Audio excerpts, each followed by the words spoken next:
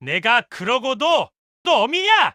내 자식이 숨이 넘어가며 고통 속에 몸부림칠 때 너는 대체 무엇을 하고 있었단 말이냐? 자식 잡아먹은 년, 너만 보면 치가 떨려. 이 집구석에 단 한 치도 발을 붙일 수가 없구나. 서슬퍼런 남편의 호통이 쩍쩍 갈라진 가을.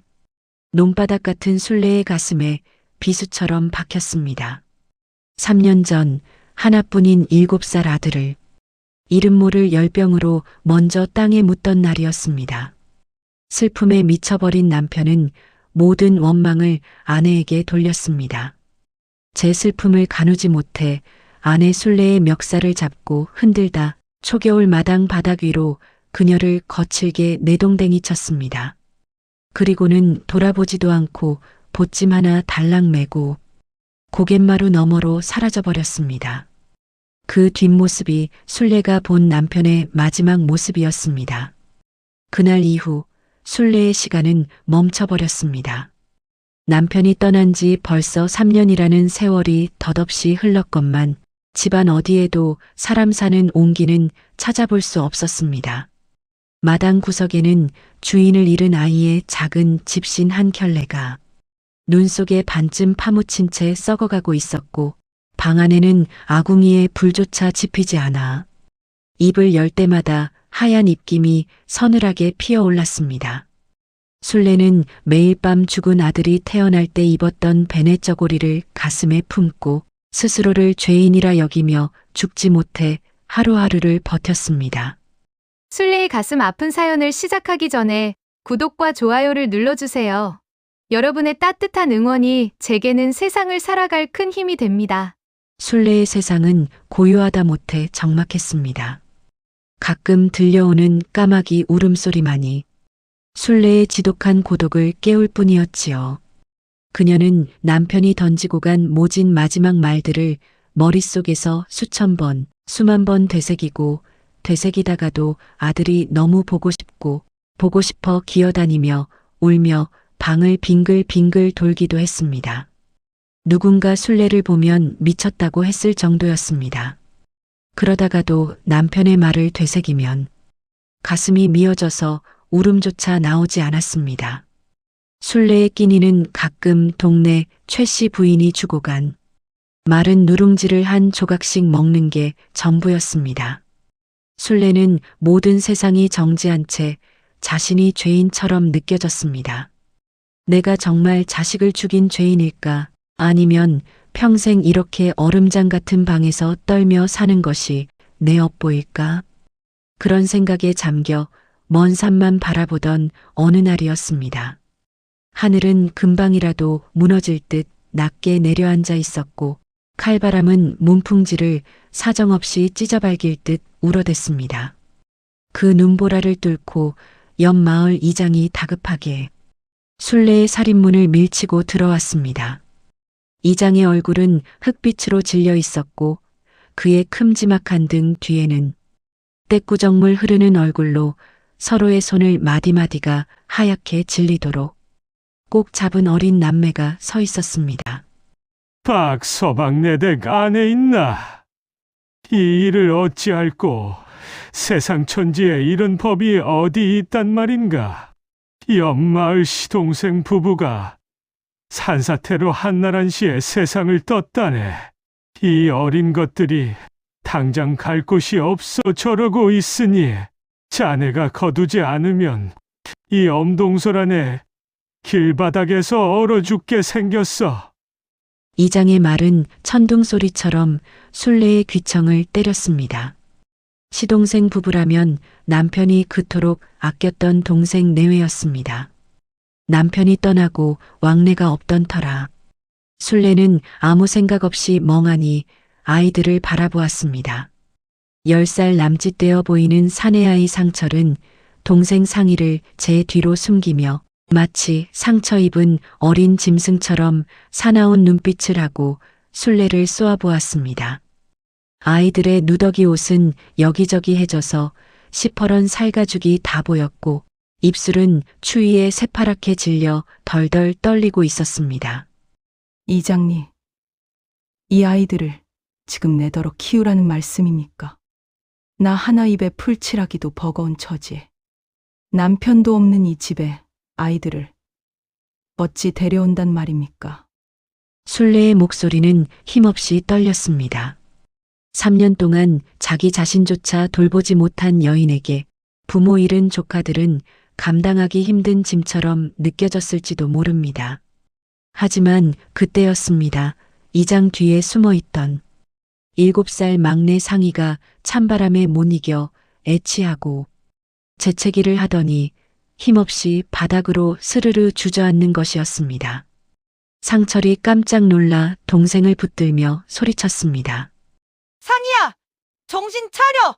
상희야! 이장님 왜 우리를 여기까지 데려와서 우리 힘들게 합니까? 우리를 어디다 팔려고 그럽니까? 그냥 우리 집에 보내주세요. 내 동생이랑 알아서 잘 살 수 있는데 왜 여기 데려온 겁니까? 집에 그냥 보내주세요. 아이는 목이 터져라 울부짖으며 주먹으로 눈밭을 내리쳤습니다.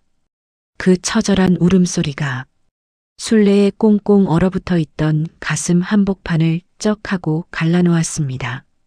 내 자식이 죽을 때도 저렇게 아팠을까 부모 없는 서름이 저 어린 것들의 가슴에 얼마나 큰 구멍을 냈을까 생각하니 순례의 눈시울이 뜨거워졌습니다. 그녀는 자신도 모르게 마당으로 내려가 아이들에게 손을 내밀었습니다. 하지만 상철은 순례의 손을 거칠게 쳐내며 다시 한번 도끼를 품은 눈으로 소리쳤습니다. 만지지 마세요. 우리를 어디에 팔아넘기려고요? 남의 집 머슴으로 보내거나 심으로 보낼 거면 차라리 여기서 혀 깨물고 죽을 거예요. 우리 엄마가 그랬어요. 세상 어른들은 믿을 게 하나도 없다고. 10살짜리 아이의 입에서 나온 말이라고는 도저히 믿기지 않는 모진 소리였습니다. 가난과 슬픔을 겪으며 세상의 쓴맛을 먼저 알아버린 아이의 방어기제였지요. 순례는 아이의 가시돋친 말에 화를 내기는커녕 제 아들이 살아있었다면 딱 저만 했을 상철의 모습에 가슴이 미어지는 것 같았습니다. 저 가시는 남을 찌르기 위한 것이 아니라 제 몸을 지키기 위한 가여운 몸부림이라는 것을 순례는 본능적으로 알 수 있었습니다. 팔아넘기다니. 그게 무슨 소리냐? 나는 내 큰어미다. 너희 아버지의 형수란 말이다. 일단 안으로 들어오너라. 방이 차긴 해도 이 능보라는 피해야 하지 않겠니 얘야. 어서 동생을 일으켜라. 순례의 목소리에는 원망도 차가움도 없었습니다. 오직 아이들을 살리고자 하는 절박한 온기가 담겨 있었지요. 이장은 순례의 행동에 안심하며 아이들을 방 안으로 밀어넣으며 말했습니다. 동네 왈패들이 아이들을 팔아넘긴다는 소문을 듣자 바로 여기 온 것을 설명했습니다. 이장은 돌아갔고 아이들은 낯선 방 안에 들어왔습니다. 아이들은 벽 구석으로 파고들어 서로를 껴안은 채 경계를 늦추지 않았습니다. 순례는 서둘러 부엌으로 들어갔습니다. 3년 동안 먼지만 쌓여있던 가마솥을 수세미로 벅벅 닦아내고 3년 만에 처음으로 아궁이에 불을 지피기 시작했습니다. 마른 나뭇가지가 타닥타닥 타오르며 뿜어내는 온기가 부엌 안을 채우기 시작했습니다. 순례는 광속 깊숙이 죽은 아들의 제삿날에 쓰려고 아껴두었던 하얀 쌀을 한 바가지 꺼냈습니다. 손을 씻는 순례의 손길이 가늘게 떨렸습니다. 3년 전 남편이 던졌던 자식 잡아먹은 년이라는 그 모진 말이 귓가에 맴돌았지만 지금 당장 눈앞에서 떨고 있는 조카들을 보니 그런 자책조차 사치처럼 느껴졌습니다. 그래, 내 아들은 내가 부족해서 보냈지만 이 아이들만은 무슨 일이 있어도 내 손으로 살려내야겠다. 그것이 내가 남은 생을 살아야 할 이유인지도 모르겠구나. 순례는 입술을 굳게 깨물었습니다. 솥 안에서는 보슬보슬 김이 나는 흰 쌀밥이 익어가는 냄새가 퍼지기 시작했고 3년 동안 연기 한 번 나지 않던 초가집. 굴뚝 위로 따스한 저녁 연기가 피어올랐습니다.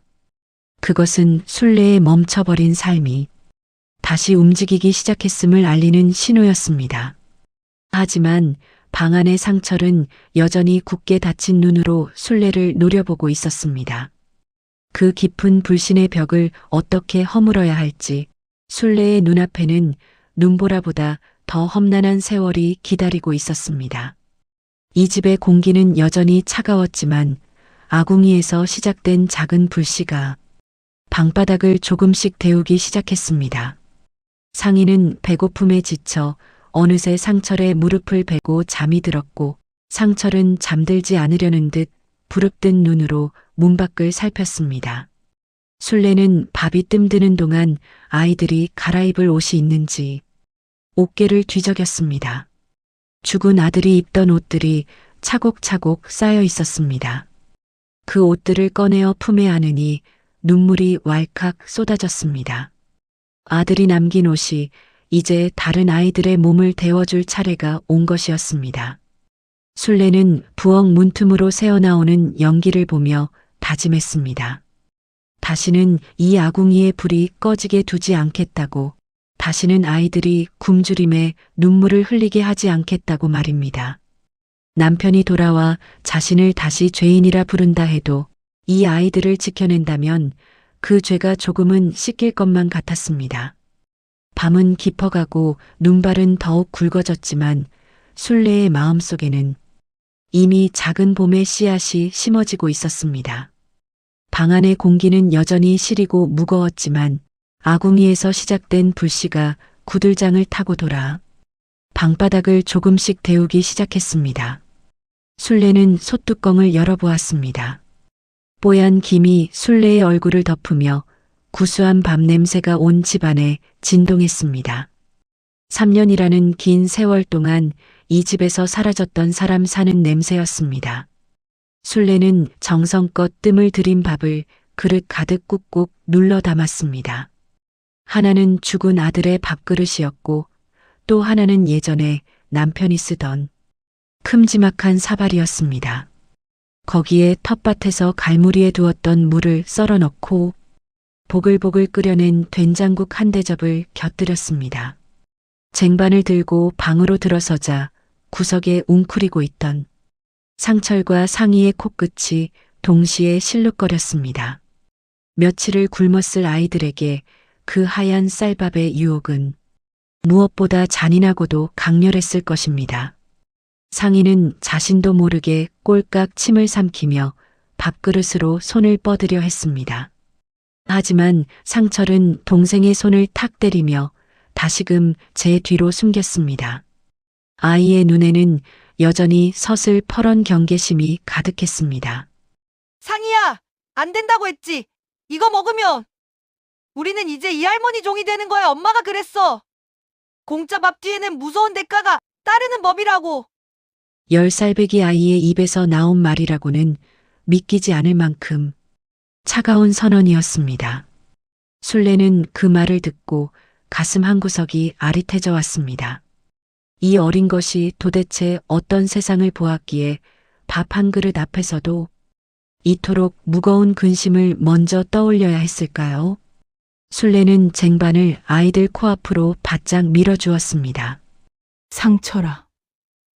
내 말이 맞다. 세상에 공짜는 없지. 하지만 이 밥은 내 아버지요. 예전에 우리 집에 맡겨둔 마음이라고 생각하면 어떻겠느냐. 너희 아버지는 내게 참으로 소중한 시동생이었단다. 그러니 이 밥은 빚이 아니라 너희 아버지가 너희에게 남겨준 선물 같은 것이야. 그러니 마음 놓고 들거라. 이 늙은이가 너희를 어디에 팔아넘길 힘이나 있겠니? 순례는 짐짓 허허로운 웃음을 지어 보였습니다. 상철은 한참 동안 순례의 얼굴을 빤히 바라보았습니다. 거짓을 말하는 눈인지 아니면 정말로 기댈 곳이 되어줄 품인지 재어보는 듯 했습니다. 그때였습니다. 상희의 뱃속에서 꼬르륵하고 커다란 소리가 들려왔습니다. 조용한 방 안에 울려 퍼진 그 소리에 상희는 얼굴이 발그레해져서 상철의 등 뒤로 고개를 푹 숙였습니다. 오빠 나 배고파. 딱 한 숟가락만 먹으면 안 돼? 상희의 애처로운 목소리에 상철의 단단했던 미간이 조금씩 무너져 내렸습니다. 결국 아이는 졌다는 듯 숟가락을 집어 상희의 손에 쥐어주었습니다. 그리고는 자신도 사발을 끌어당겨 밥을 입안으로 밀어넣기 시작했습니다. 처음에는 독이라도 든 것처럼 조심스럽게 맛을 보더니 이내 굶주림이 이성을 앞질렀습니다. 두 아이는 말 한마디 없이 경쟁이라도 하듯 밥을 삼켰습니다. 뜨거운 국물에 입천장이 데이는 줄도 모르고 허겁지겁 먹어대는 모습이 꼭 둥지를 잃고 숲을 헤매다 돌아온 어린 새들 같았습니다. 술래는 아이들이 체할까봐 곁에서 물그릇을 챙겨주며 흐뭇하게 바라보았습니다. 문득 죽은 아들의 모습이 겹쳐 보였습니다. 내 아들도 밥투정 부리지 않고 참 잘 먹었었는데 저렇게 볼이 터지도록 밥을 밀어넣는 모습이 영락없이 제 자식 같아 술래의 눈시울이 자꾸만 붉어졌습니다. 밥그릇이 바닥을 드러낼 때쯤 긴장이 풀린 상희가 그제야 주위를 둘러보며 입을 열었습니다. 우와, 큰어머니. 이 밥 진짜 맛있어요. 꿀을 탄 것 같아요. 근데 큰어머니는 왜 안 드세요? 배 안 고프세요? 상희의 천진난만한 물음에 술래는 뭉클한 마음을 억누르며 아이의 머리를 쓰다듬어 주려 손을 뻗었습니다. 상철은 움찔하며 몸을 굳혔지만 이번에는 예전처럼 거칠게 손을 쳐내지는 않았습니다. 그저 묵묵히 고개를 숙이고 있을 뿐이었지요. 그래. 우리 상희가 맛있게 먹어주니 큰어머니는 보기만 해도 배가 부르단다. 남은 밥은 내일 아침에 또 줄 테니 걱정 말고 푹 자거라. 식사를 마친 뒤 술래는 옥계에서 낡은 무명옷 몇 벌을 꺼내왔습니다. 3년 동안 한 번도 꺼내지 않았던 죽은 아들의 손때가 묻은 귀한 옷들이었습니다. 아들이 입던 바지며 저고리를 아이들 몸에 대보니 상철에게는 조금 짧고 상희에게는 포대기처럼 컸습니다. 술래가 옷을 갈아입히려고 하자 상희가 갑자기 술래의 품으로 쏙 파고들었습니다. 상철은 당황해서 동생을 끌어당기려 했지만 상희는 술래의 옷자락을 꽉 붙잡고는 코를 킁킁거렸습니다. 큰어머니한테서는 햇볕에 말린 빨래 냄새가 나요. 우리 엄마한테서 나던 냄새랑 비슷해요. 아무것도 모르는 아이의 그 한마디가 술래의 심장을 후벼 팠습니다. 자식을 잃은 어미와 부모를 잃은 자식, 서로 다른 아픔을 가진 이들이 차가운 방 안에서 서로의 냄새를 맡으며 온기를 나누는 순간이었습니다. 상철은 그런 동생이 부끄러운 듯 고개를 돌렸지만 아이의 귓끝은 발갛게 달아올라 있었습니다. 상희야, 큰어머니 귀찮게 하지 말고 이리 와. 우리 여기서 얌전히 자야. 내일 또 밥 주신단 말이야. 상철은 여전히 말투는 퉁명스러웠지만 그 안에는 술래에게 폐를 끼치고 싶지 않다는 조바심과 고마움이 섞여 있었습니다. 술래는 아이들이 누울 자리에 이불을 두껍게 깔아주었습니다. 평소에는 자신조차 덮지 않던 두툼한 솜니불이었습니다. 아이들이 자리에 눕자 술래는 불을 끄고 조용히 방을 나왔습니다. 부엌으로 돌아와 설거지를 하는 술래의 손길이 어쩐지 가벼웠습니다. 3년 만에 이 집에 아이들의 목소리가 들리고 따뜻한 밥 냄새가 머물렀습니다. 남편은 자신을 자식 잡아먹은 죄인이라며 떠났지만 술래는 오늘 밤 처음으로 자신이 누군가를 살릴 수도 있는 사람이라는 것을 느꼈습니다.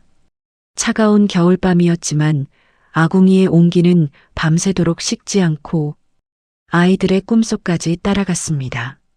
상희는 잠결에 엄마하고 나직하게 불렀고 상철은 동생의 이불을 꼼꼼하게 덮어주며 가끔은 술래가 나간 문 쪽을 살폈습니다. 술래는 문 밖에서 그 숨소리를 들으며 다짐했습니다. 이가시 돋친 아이들의 마음이 완전히 녹아내릴 때까지 자신은 이 집의 든든한 울타리가 되어주겠노라고 말입니다.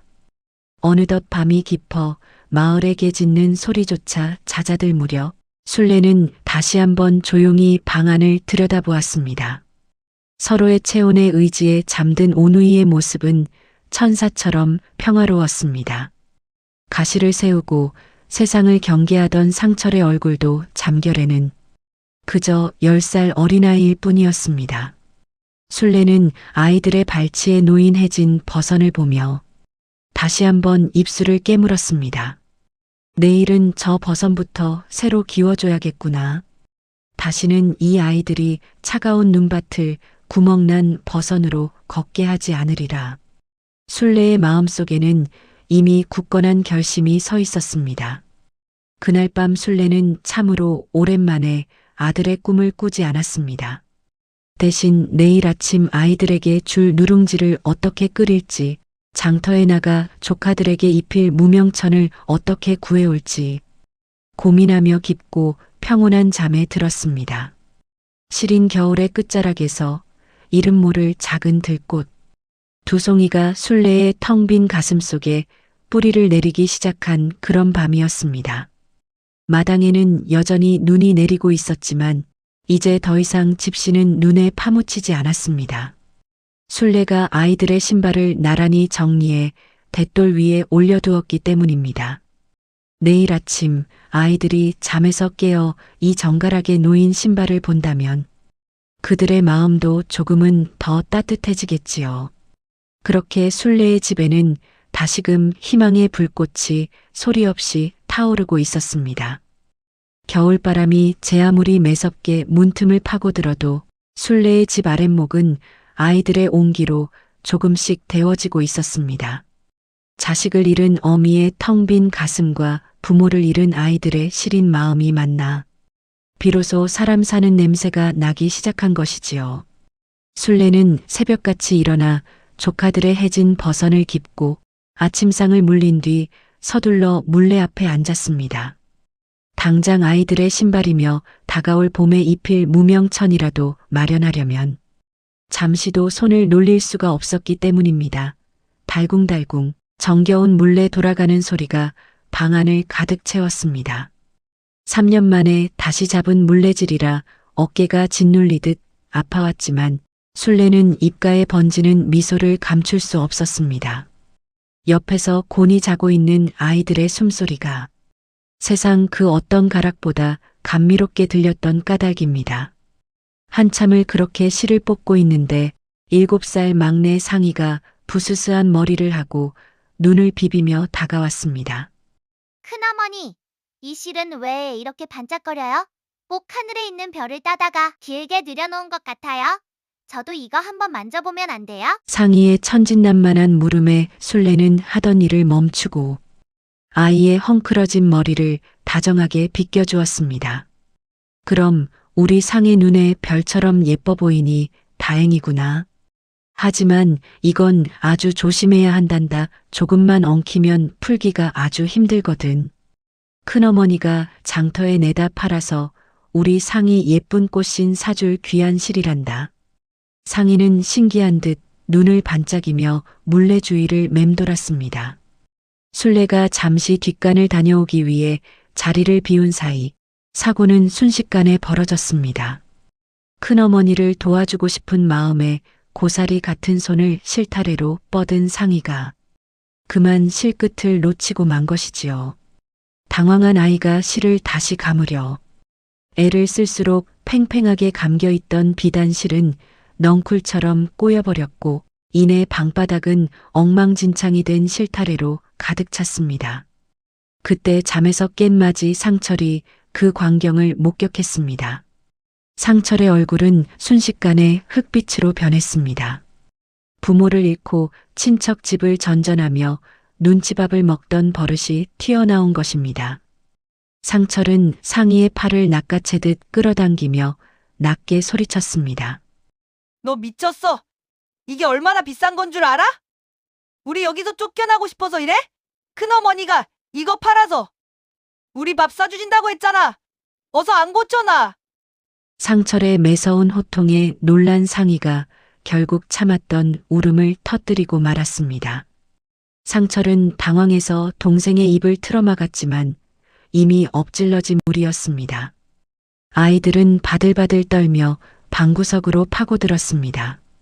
저 귀한 시를 망가뜨렸으니 이제 큰어머니는 무서운 호통을 칠 것이고 다시 저 눈보라 치는 길가로 자신들을 내쫓을지도 모른다는 공포가 어린 가슴을 짓눌렀습니다. 마당에서 들어오던 술래는 아이들의 울음소리에 깜짝 놀라 방으로 뛰어들어왔습니다. 눈앞에 펼쳐진 광경은 참담했습니다. 며칠 밤을 꼬박 세워 짜놓은 비단실이 흙바닥에 나뒹굴며 엉망이 되어 있었으니까요. 상철은 술래 앞에 무릎을 꿇고 고개를 푹 숙인 채 바닥만 바라보았습니다. 어머니, 잘못했습니다. 상희가 아직 어려서 뭘 몰라서 그랬어요. 제가 대신 벌 받을게요. 제발 상희는 내쫓지 말아주세요. 제가 나가서 머슴이라도 살아서 저 실값 다 갚을게요. 제발요. 상철의 목소리는 파르르 떨리고 있었습니다. 아이는 이미 매 맞을 준비를 마친 듯 어깨를 잔뜩 움츠리고 있었지요. 술래는 그 모습을 가만히 지켜보았습니다. 엉망이 된 비단실보다 저 어린 아이들의 가슴 속에 박힌 버려질지도 모른다는 공포가 더 아프게 다가왔습니다. 술래는 말없이 엉킨 실타래를 한 대 모았습니다. 그리고는 떨고 있는 상철의 손을 따뜻하게 감싸쥐었습니다. 상철아, 고개를 들거라. 그리고 상희야, 이리 와보렴. 무서워할 것 없다. 술래의 부드러운 목소리에 상희가 조심스럽게 고개를 들었습니다. 술래는 아이들을 품에 안고 등을 가만가만 다독였습니다. 실이 좀 엉키면 어떠냐? 다시 풀면 되는 것을. 너희가 다친 데는 없으니 그것으로 되었다. 이까지 실이 너희보다 귀할까 보냐? 큰어머니는 실이 망가진 것보다 우리 상철이가 동생을 위해 매를 맞겠다고 나서는 그 마음이 더 기특하고 귀하구나. 술래의 말에 상철의 눈에서 굵은 눈물이 뚝뚝 떨어졌습니다. 그동안 동생을 지켜야 한다는 강박에 똘똘 뭉쳐있던 어린 소년의 긴장이 한순간에 무너져 내린 것입니다. 상희도 술래의 치마폭에 얼굴을 묻고 엉엉 울기 시작했습니다. 술래는 아이들을 한참 동안이나 안아주었습니다. 상희야, 큰어머니 도와주고 싶어서 그랬던 거지? 그 마음 다 안단다. 상철이 너도 너무 무서워 말거라. 이 집은 너희 집이다.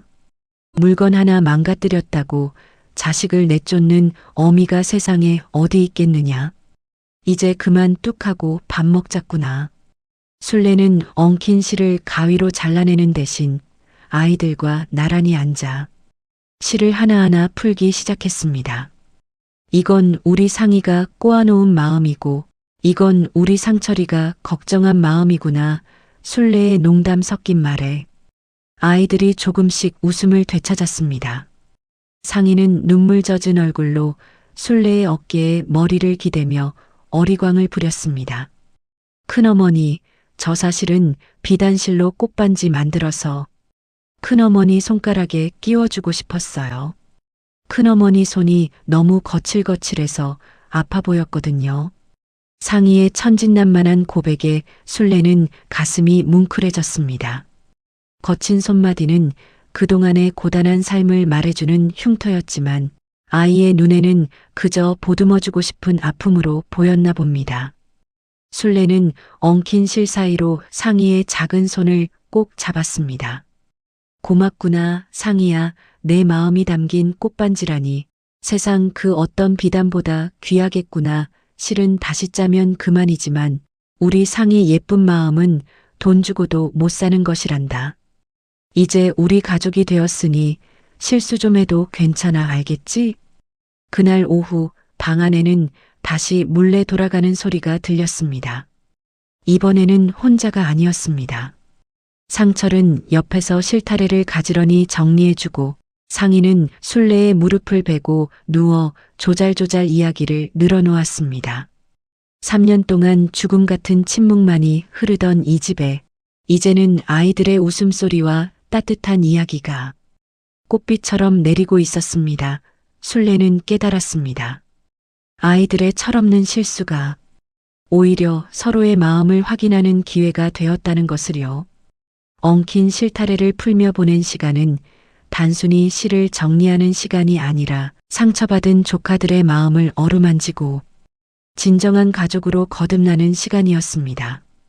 밖에는 여전히 찬바람이 불었지만 순례의 집 아랫목은 그 어느 때보다 따뜻한 온기로 가득 찼습니다. 밤이 깊어 아이들이 잠들자 순례는 다시 한번 엉킨 시를 들여다보았습니다. 비록 값어치는 조금 떨어졌을지 몰라도 그녀에게는 그 어떤 비단보다 찬란하게 빛나는 보물이었습니다.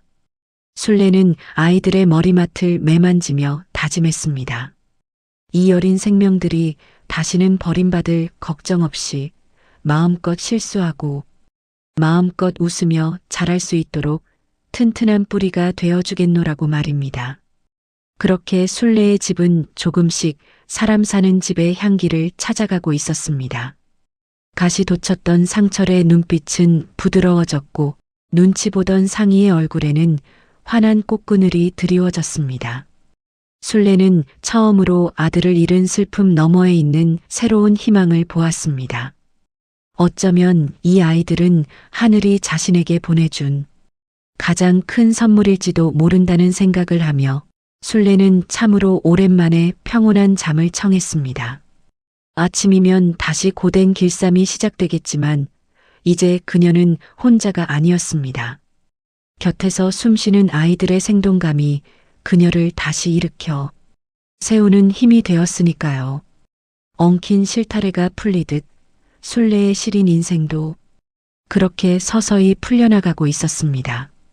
밖은 여전히 겨울의 한가운데였지만 순례의 마음속에는 이미 노란 민들레 한 송이가 피어나고 있었습니다. 시린 겨울이 지나고 산기슭에 눈이 녹아내려 실개천으로 흐르기 시작할 무렵이었습니다. 얼어붙었던 땅이 풀리면서 아지랑이가 아른거리는 봄날이 찾아왔지만 순례의 하루는 예전보다 곱절은 더 고단해졌습니다. 조카 둘을 먹이고 입히는 일은 결코 녹록지 않았기 때문입니다. 낮에는 겨우내 묵혀두었던 밭을 일구고 밤에는 호롱불 아래서 눈이 침침해지도록 삭바느질을 이어갔습니다. 고된 노동에 순례의 손마디는 점점 굵어지고 손등은 거북이 등껍질처럼 딱딱하게 굳어갔습니다. 10살배기 상철은 그런 큰어머니의 뒷모습을 말없이 지켜보곤 했습니다. 부모를 여의고 세상의 모진 바람을 먼저 맞았던 아이는 또래 아이들처럼 마당에서 뛰노는 법이 없었습니다. 상철은 자신이 이 집의 식모나 머슴이 아니라 식구로 받아들여졌다는 사실을 알면서도 여전히 마음 한구석에는 무거운 돌덩이가 얹혀있는 듯 했습니다.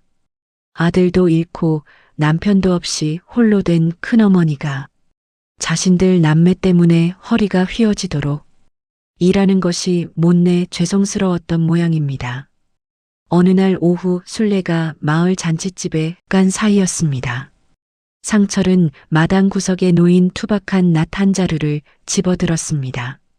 큰어머니가 저녁에 돌아오면 쇠죽을 끓여야 하는데 땔감이 부족하다는 소리를 들었기 때문입니다. 10살 아이가 들기에 낫은 무겁고 날카로웠지만 상철은 입술을 꽉 깨물었습니다. 나도 이제 이 집의 기둥이 되어야 해. 큰어머니가 우리 때문에 힘들지 않게 내가 도와야지. 어린 소녀는 자신을 이 집의 주인인 양 어린 어른이라 여기며 뒷산으로 향했습니다. 하지만 서툰 낫질은 얼마 가지 않아 탈을 내고 말았습니다. 마른 나무 가가지를 내리치던 순간 녹슨 낱날이 빗나가면서 상철의 왼손 엄지손가락 밑동을 깊게 긋고 지나갔습니다. 선홍빛 핏방울이 흰 눈이 덜 녹은 바닥 위로 뚝뚝 떨어졌습니다. 상철은 너무 놀라 비명조차 지르지 못했습니다. 아픔보다 먼저 찾아온 것은 두려움이었습니다. 내가 일을 도와준답시고 큰어머니의 귀한 낫을 망가뜨리거나 손을 다쳐서 오히려 짐이 되면 어쩌나 하는 걱정이 아이의 앞을 가로막았습니다. 상철은 얼른 흙을 집어 상처 부위에 문지르고 헝겊으로 칭칭 감았습니다. 그리고는 아무 일도 없었다는 듯 마당을 쓸기 시작했습니다. 하지만 상처는 깊었고 헝겊은 금세 붉게 물들어갔습니다. 잔칫집에서 돌아온 순례는 마당을 쓸고 있는 상처를 보고 기특한 마음에 다가갔습니다. 그런데 아이의 걸음걸이가 어딘지 부자연스럽고 왼손을 자꾸만 등 뒤로 숨기는 것이 보였습니다. 상철아, 너 어디 아프냐? 왜 손을 뒤로 감추고 있어? 순례의 다정한 물음에 상철은 어색하게 웃으며 뒷걸음질을 쳤습니다. 아니에요. 어머니, 아무것도 아니에요. 그냥 조금 가려워서 그래요. 하지만 순례의 날카로운 눈미는 속일 수 없었습니다. 아이의 옷소매 끝에 묻은 핏자국을 발견한 순례가 상철의 손을 낚아채듯 잡아당겼습니다. 칭칭 감긴 헝겊을 풀어내자 흙먼지가 뒤섞인 깊은 상처가 드러났습니다. 세상에, 이게 어찌된 일이냐? 이 깊은 상처에 흙을 묻히면 어떡해? 아이고, 이 녀석아 말을 해야지. 순례는 가슴이 철렁 내려앉았습니다. 서둘러 상처를 방으로 데리고 들어가 따뜻한 물을 떠오고 상처를 씻어냈습니다. 아이는 고통을 참으려 입술을 깨물며 신음소리 한 번 내지 않았습니다. 그 모습이 순례의 마음을 더 아프게 찔렀습니다. 차라리 아프다고 울며 매달렸으면 좋으련만 10살 아이가 어른처럼 참고 있는 것이 너무도 가여웠던 것입니다. 순례는 집 뒤편에서 따온 쑥을 이겨 상처에 붙이고 깨끗한 무명천으로 다시 감아주었습니다. 방 안에는 침묵이 흘렀습니다. 상철은 고개를 푹 숙인 채 기어들어가는 목소리로 입을 열었습니다. 잘못했습니다. 어머니, 제가 큰어머니 도와드리려고 땔감을 하려다가 그만 낫도 무뎌졌을 텐데 제가 짐만 되어드려서 죄송해요. 저 때문에 쌀값도 많이 나갈 텐데 이렇게 다치기까지 해서. 아이의 말에는 10년 세월 동안 쌓인 서름과 조바심이 가득 담겨 있었습니다. 순례는 그제야 깨달았습니다. 상철이가 왜 그토록 말을 아끼고 왜 그토록 어른스럽게 행동하려 했는지를 말입니다.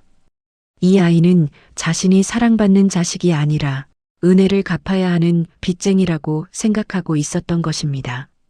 순례는 아이의 두 손을 꼭 잡고 상철의 젖은 눈을 똑바로 바라보았습니다. 상철아, 너는 이 집의 짐이 아니란다.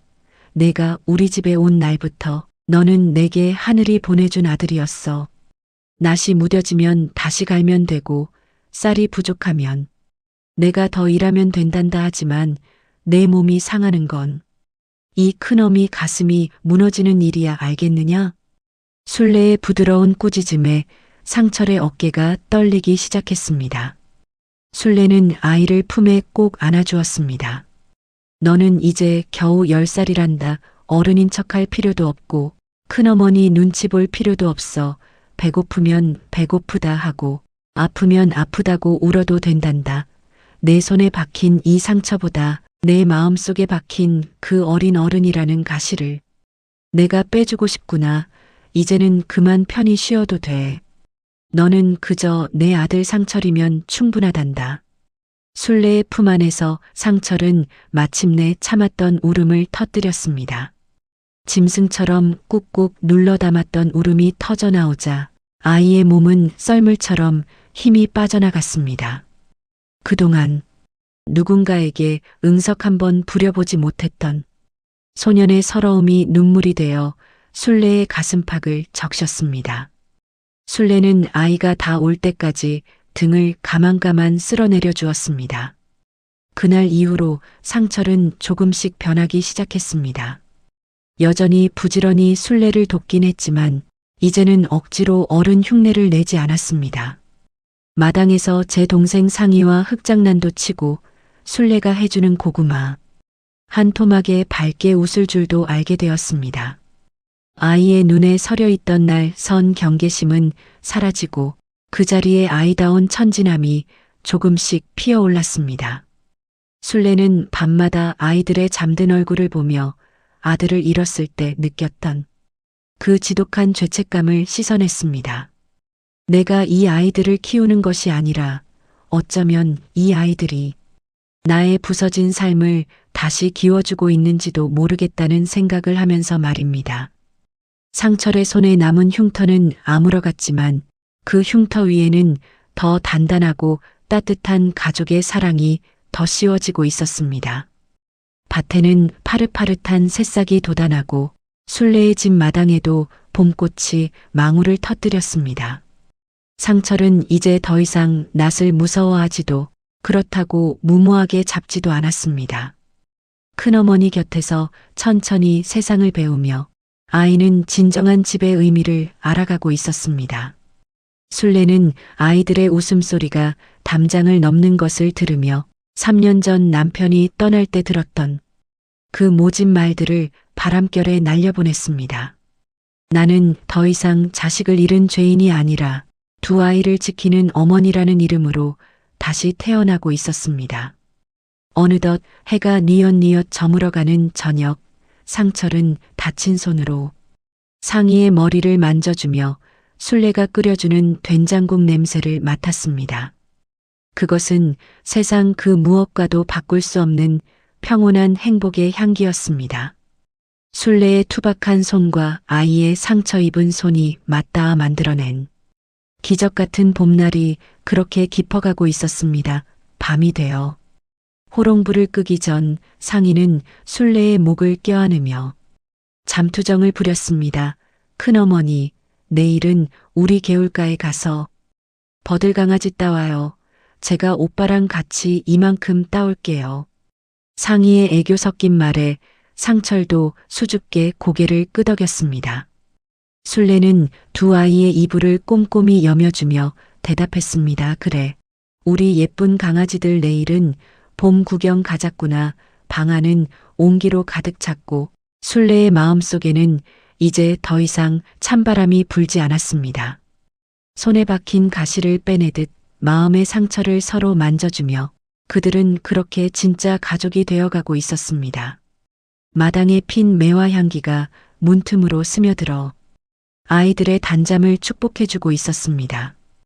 이것은 한 여인의 희생만이 아니라 상처받은 이들이 서로를 어떻게 치유하는지를 보여주는 성스러운 기록이었습니다.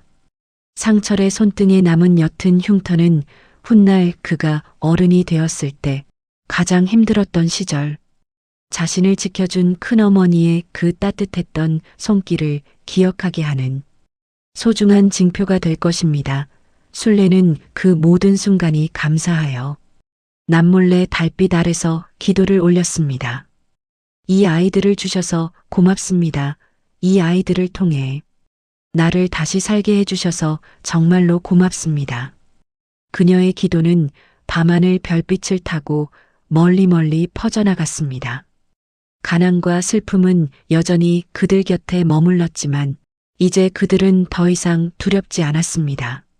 서로의 손을 잡고 있는 한 그 어떤 겨울도 다시 찾아오지 않을 것임을 잘 알고 있었기 때문입니다.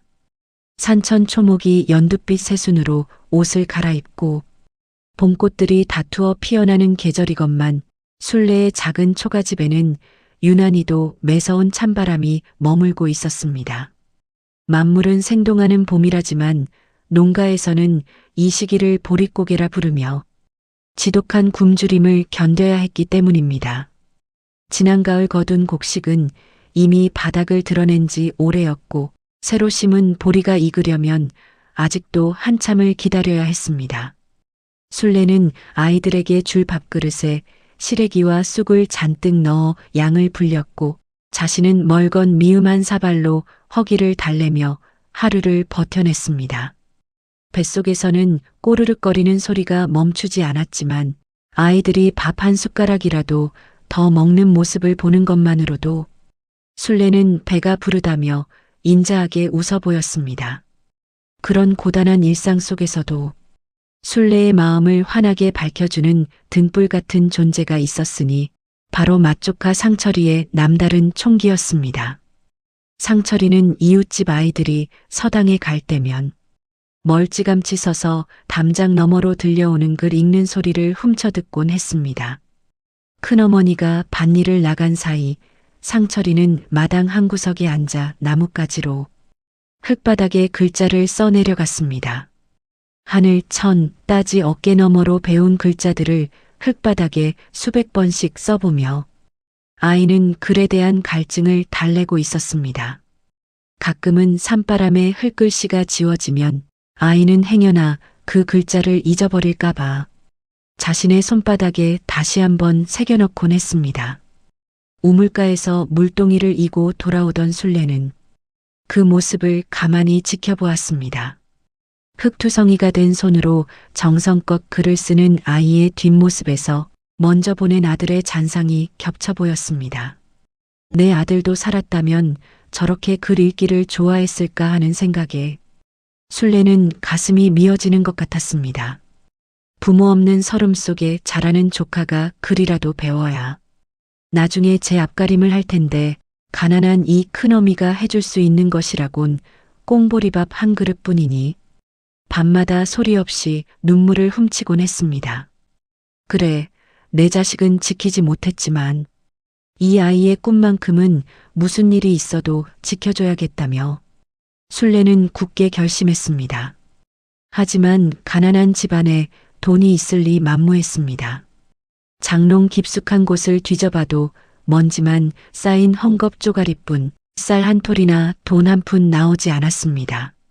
서당에 보내기는커녕 당장 내일 아침 아이들에게 먹일 죽 한 그릇 끓일 곡식도 없는 형편이었습니다.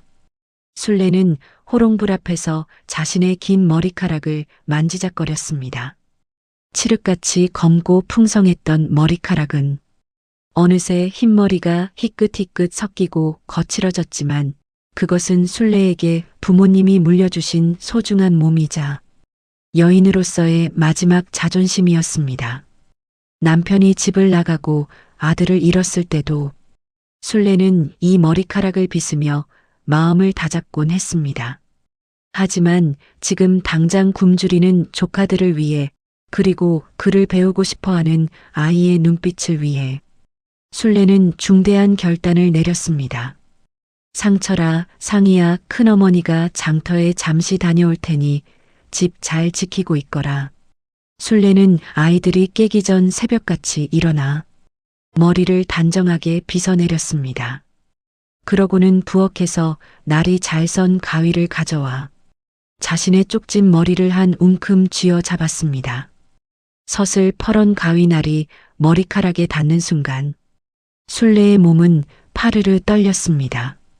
부모님께 죄송하다는 마음이 앞섰지만 살아있는 아이들을 살리는 것이 더 급하다며 눈을 질끈 감았습니다. 사각, 사각 소리를 내며 머리카락이 잘려나갈 때마다 순례의 눈에서도 뜨거운 눈물이 뚝뚝 떨어졌습니다. 방바닥으로 칠흑 같은 머리카락이 툭툭 떨어지는 소리는 마치 순례의 살점이 베어나가는 소리처럼 들렸습니다. 단정했던 쪽진 머리는 온데간데 없고 투박하고 짧게 잘려나간 머리카락만이 남았습니다. 순례는 잘려나간 자신의 머리카락을 무명천에 정성껏 쌌습니다. 그것은 단순히 머리카락이 아니라 순례의 자존심이자 목숨 그리고 부모님에 대한 죄책감이 모두 담긴 헌신이었습니다. 순례는 수건으로 짧아진 머리를 꽁꽁 싸매고 행여나 아이들이 낄새라 보찜을 메고 서둘러 집을 나섰습니다. 십리길을 걸어 도착한 장터에서 가채를 만드는 전당포를 찾아갔습니다. 전당포 노인은 순례가 내민 머리카락을 요리조리 살피더니 헐값에 넘기려 했지만 순례는 평소답지 않게 단호한 목소리로 말했습니다. 이 머리카락은 제 목숨과도 같은 것입니다. 우리 조카가 읽을 천자문 한 권과 종이 그리고 붓과 먹을 살 수 있을 만큼은 주셔야겠습니다. 그렇지 않으면 저는 이 자리를 떠나지 않을 것입니다. 여인의 결연한 눈빛에 노인은 혀를 내두르며 돈을 내주었습니다. 순례는 그 길로 서점에 들러 빳빳한 종이 냄새가 나는 천자문책 한 권과 벼루를 샀습니다. 그리고 장터 귀퉁이에서 쌀 한 가마니를 사서 등에 짊어졌습니다. 장을 보고 돌아오는 길에 어깨를 짓누르는 무게는 무거웠지만 순례의 발걸음은 그 어느 때보다 가벼웠습니다. 내 소중한 머리카락을 팔아 아이의 꿈을 샀다는 생각에 가슴이 벅차올랐기 때문입니다. 머리를 싸맨 수건 틈으로 찬바람이 불어왔지만 순례의 마음만은 만석군 부자보다 풍요로웠습니다. 집에 도착했을 때 마당에서 동생과 놀고 있던 상철이가 달려와 짐을 받아들었습니다. 어머니, 이 무거운 걸 혼자 들고 오신 거냐며 왜 저를 부르지 않으셨냐고 묻는 상철이는 큰어머니의 이마에 맺힌 땀방울을 소매로 닦아주었습니다. 순례는 숨을 몰아쉬며 품 안에서 종이에 싼 물건을 꺼내 상철이에게 건넸습니다. 상철아, 이것 좀 보렴. 이제 흙바닥에 글 쓰지 말고 여기에 써보거라. 종이를 펼치자 그 안에서 새하얀 종이와 먹 그리고 빳빳한 천자문책이 모습을 드러냈습니다. 상철이는 믿을 수 없다는 듯 눈을 크게 떴습니다. 책장 하나하나를 넘겨보는 아이의 손이 파르르 떨리고 있었습니다. 어머니, 이 귀한 걸 어떻게 구했느냐며 우리 집에 돈이 어디 있느냐고 묻던 상철이는 차마 말을 잇지 못하고 순례를 바라보았습니다. 그러다 문득 순례가 머리를 수건으로 꽁꽁 싸매고 있는 것을 발견했습니다. 평소답지 않은 모습에 상철이가 조심스럽게 수건을 들추었고 그 순간 아이는 비명조차 지르지 못하고 굳어버렸습니다. 단정했던 큰어머니의 쪽진 머리는 사라지고 투박하게 잘려나간 머리카락만이 듬성듬성 남아 있었습니다. 상철이는 그제야 모든 상황을 깨달았습니다. 큰어머니가 무엇을 버리고 이 책을 사왔는지 어린 마음에도 그 무게가 고스란히 전해졌습니다. 그것은 단순히 머리카락을 자른 것이 아니라 자신들을 위해 여인으로서의 삶과 부모님에 대한 효를 모두 희생한 것이었습니다. 아이는 책을 가슴에 꼭 껴안고 바닥에 엎드려 통곡하기 시작했습니다. 어머니, 제가 잘못했습니다. 제가 글 배우고 싶어 하는 거 다 아시면서 어떻게 부모님이 주신 머리카락을 파실 수가 있어요? 저는 이런 거 없어도 괜찮아요. 어머니, 머리카락 다시 찾아올래요. 상철이가 울며 대문 밖으로 뛰어나가려 하자 순례가 아이를 뒤에서 꽉 껴안았습니다. 짧아진 머리에서 흐르는 눈물이 아이의 어깨를 적셨습니다. 상철아, 울지 마라. 머리카락은 시간이 지나면 다시 자라지만 내가 배우는 글은 평생 너를 지켜줄 힘이 된단다. 이 큰어미는 내가 흙바닥이 아니라 하얀 종이에 글을 쓰는 모습을 보는 것만으로도 세상 그 어떤 비단을 두른 것보다 행복하단다. 그러니 나를 위해서라도 열심히 배워주겠니? 순례의 진심 어린 당부에 상철이는 눈물을 닦고 고개를 끄덕였습니다. 그날 저녁 순례의 작은 초가집에서는 난생 처음으로 낭낭한 글 읽는 소리가 울려 퍼졌습니다. 하늘 천 따지 상이는 오빠 옆에 앉아 먹을 갈았고 순례는 호롱불 아래서 짧아진 머리를 수건으로 감싼 채 그 소리를 들으며 해진 옷을 기웠습니다. 밥그릇은 비록 시래기로 가득했지만 마음만큼은 만석군 부자보다 풍요로운 밤이었습니다. 상철이는 그날부터 밤잠을 줄여가며 공부에 매진했습니다. 큰어머니의 희생이 헛되지 않게 하려는 아이의 노력은 눈물겨울 정도였습니다. 상희는 그런 오빠가 기특한지 가끔 산에서 따온 머루알을 오빠의 책상 앞에 몰래 놓아두고 도망가곤 했습니다. 순례는 그 광경을 보며 빙그레 웃음 지었습니다. 가난은 여전히 그들을 괴롭혔지만 이제 그 집안에는 배움이라는 새로운 희망의 싹이 돋아나고 있었습니다. 순례는 매일 아침 짧아진 머리를 빗으며 부모님께 죄송한 마음을 아이들에 대한 사랑으로 대신했습니다. 누군가의 가장 귀한 희생이 걸음이 되고 누군가의 꿈이 꽃이 되어 피어나는 모습은 참으로 숭고했습니다. 순례는 비록 머리카락 하나 없는 투박한 차림이었지만 그녀의 눈동자만큼은 그 어느 때보다 반짝이며 조카들의 앞날을 축복하고 있었습니다. 그 밤 순례의 집 굴뚝에서 피어오른 연기는 유난히도 따뜻하고 평온하게 밤하늘로 퍼져나갔습니다. 가난과 슬픔이 머물던 자리에 배움의 소리가 들어차며 집안은 조금씩 생기를 되찾아갔습니다. 순례는 이 모든 것이 조카들이 준 선물이라 여기며 짧아진 머리카락을 어루만지고 행복한 미소를 지었습니다. 산천의 녹음이 짙어지고 매미 울음소리가 지칠 줄 모르고 울려 퍼지는 한여름이 찾아왔습니다. 뙤약볕 아래 곡식들은 하루가 다르게 쑥쑥 자라났지만 그만큼 잡초들도 기승을 부려 순례의 손길은 잠시도 쉴 틈이 없었습니다. 머리카락을 잘라 팔고 수건으로 머리를 질질 동여맨 순례는 땀방울이 턱끝까지 맺히는 줄도 모르고 밭이랑을 일구었습니다. 비록 몸은 고달팠으나 집안에서 들려오는 상철이의 낭낭한 글 읽는 소리와 마당에서 뛰노는 상이의 명랑한 웃음소리는 순례에게 무엇과도 바꿀 수 없는 시원한 그늘이 되어 주었습니다.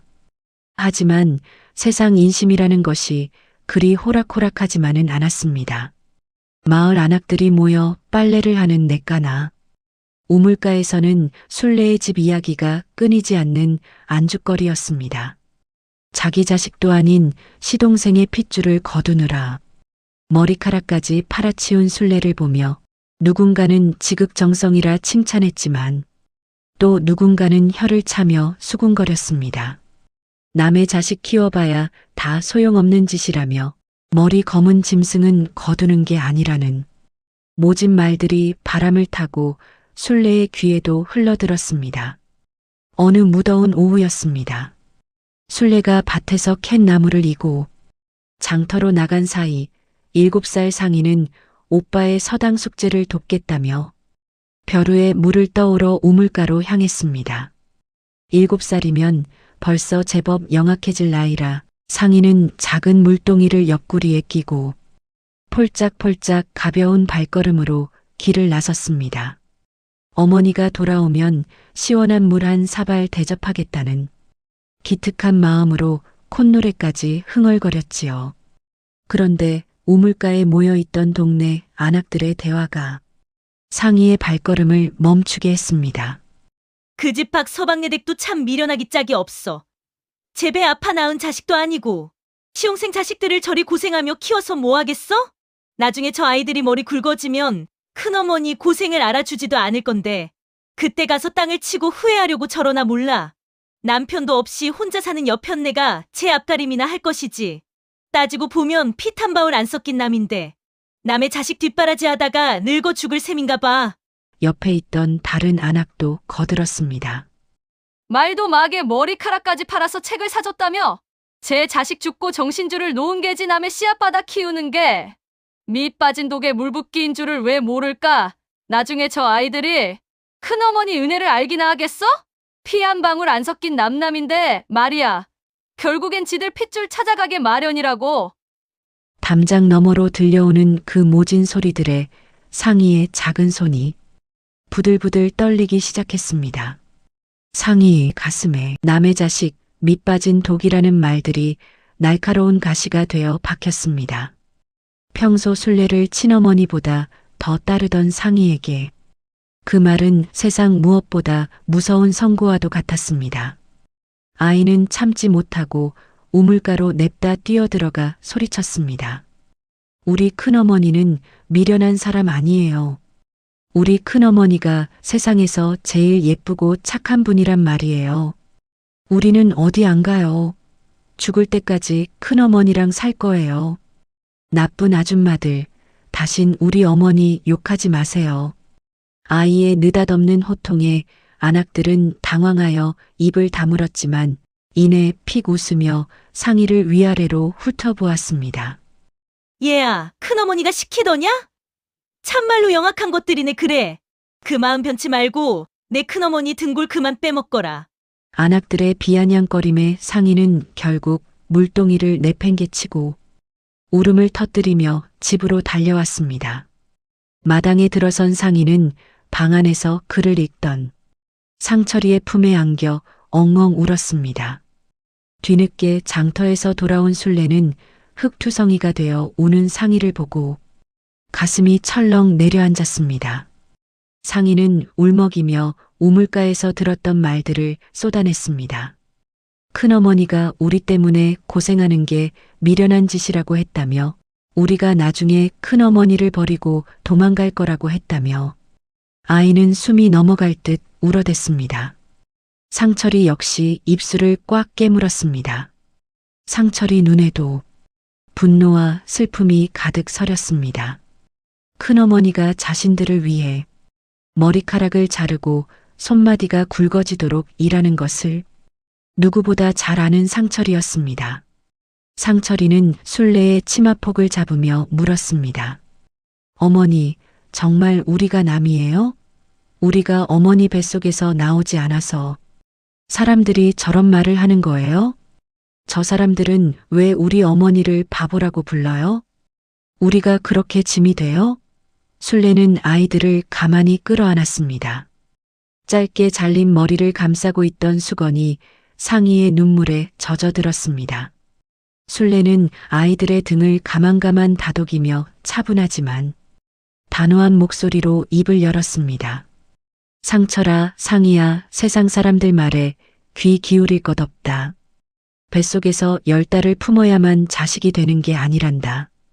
너희가 배고플 때 내 속이 더 쓰리고 너희가 아플 때 내 심장이 타들어가는 마음이 있으면 그게 바로 부모고, 자식인 게야 피 한 방울 섞이지 않았어도 매일 마주 앉아 밥상을 나누고 서로의 아픔을 보듬어준 시간이 우리를 진짜 가족으로 만들어준 거란다.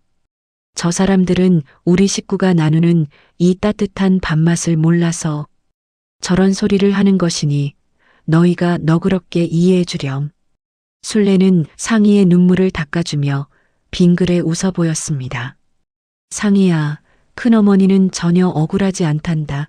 너희가 글 읽는 소리에 내 귀가 즐겁고 너희 웃음소리에 내 집이 가득 차는데 내가 왜 미련한 사람이겠니? 나는 세상에서 가장 부유한 사람이다. 그러니 저런 말들에 마음 다치지 말거라. 술래의 따뜻한 위로에 아이들의 울음소리가 잦아들었습니다. 7살 상의는 금세 기운을 차렸는지 코를 훌쩍이며 술래의 품으로 더 깊숙이 파고들었습니다. 그럼 어머니, 제가 어머니 뱃속에서 다시 태어날 수는 없어도 어머니 등에서 평생 붙어 있으면 남이라고 안 하겠죠? 제가 어머니 껌딱지가 될게요. 상의의 엉뚱하고도 귀여운 선언에 술래는 참았던 웃음을 터뜨렸습니다. 상철이도 어머니의 거친 손을 자신의 볼에 갖다 대며 다짐했습니다. 어머니, 제가 더 열심히 공부할게요. 그래서 저 사람들이 다시는 어머니를 미련하다고 부르지 못하게 할 거예요. 어머니가 제 어머니라서 정말 좋아요. 나중에 꼭 비단옷 입혀드릴게요. 그날 저녁 술래의 집밥상에는 소박한 나물 반찬뿐이었지만 세 사람의 대화는 그 어느 때보다 따뜻했습니다. 상의는 일부러 더 애교를 부리며 술래의 입에 쌈을 싸 넣어주다 제 입으로 쏙 집어넣는 실수를 저질러 집안을 웃음바다로 만들었습니다. 아이고, 이게 어머니 입으로 가야 하는데 제 입이 마중을 나왔네요. 상의의 너스레에 술래의 피로가 씻은 듯 사라졌습니다. 마을 사람들의 시기와 편견이라는 찬바람이 불어왔지만 그 바람은 오히려 세 사람의 마음을 더 단단하게 묶어주는 끈이 되었습니다. 술래는 깨달았습니다. 진정한 가족이란 혈연이라는 굴레를 넘어 서로의 결핍을 채워주고 상처를 보듬어주는 정성으로 맺어지는 것임을요. 남들의 수군거림은 그저 스쳐 지나가는 바람일 뿐 자신들의 집을 지탱하는 것은 매일 나누는 소소한 사랑이라는 사실을 말입니다. 술래는 짧아진 머리카락이 전혀 부끄럽지 않았습니다. 오히려 그 머리카락을 팔아 지켜낸 아이들의 웃음이 그녀의 머리 위에서 그 어떤 금관보다 찬란하게 빛나고 있었습니다.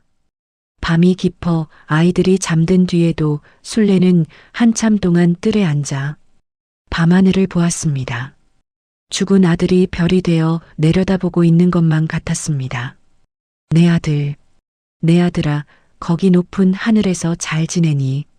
내 동생들이 참 잘 자라고 있구나. 내 아버지는 어디선가? 이 소식을 듣고 있을까? 술래는 나직이 읊조리며 이제는 원망보다 평온이 깃든 마음으로 내일의 노동을 준비했습니다. 밖에서 아무리 모진 소리가 들려와도 이 집안의 온기를 지켜내겠다는 술래의 결심은 더욱 굳건해졌습니다.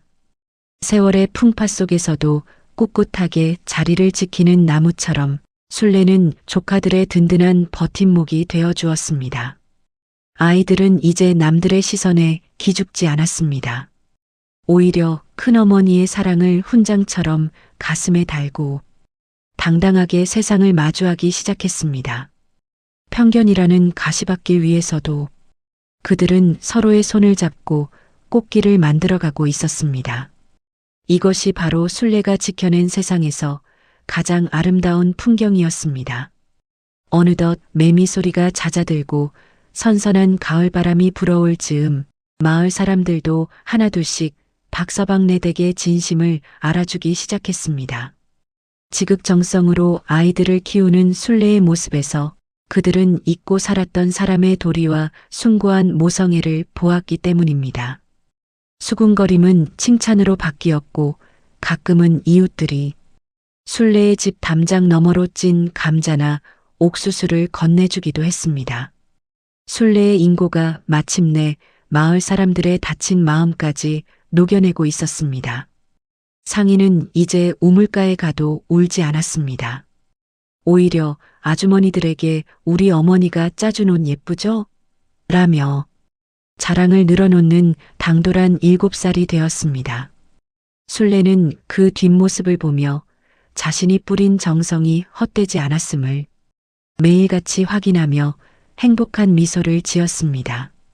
가난과 슬픔은 여전히 그들 곁에 머물렀지만 이제 그들은 더 이상 외롭지 않았습니다. 서로의 온기를 나누는 법을 배운 진정한 가족이 되었으니까요.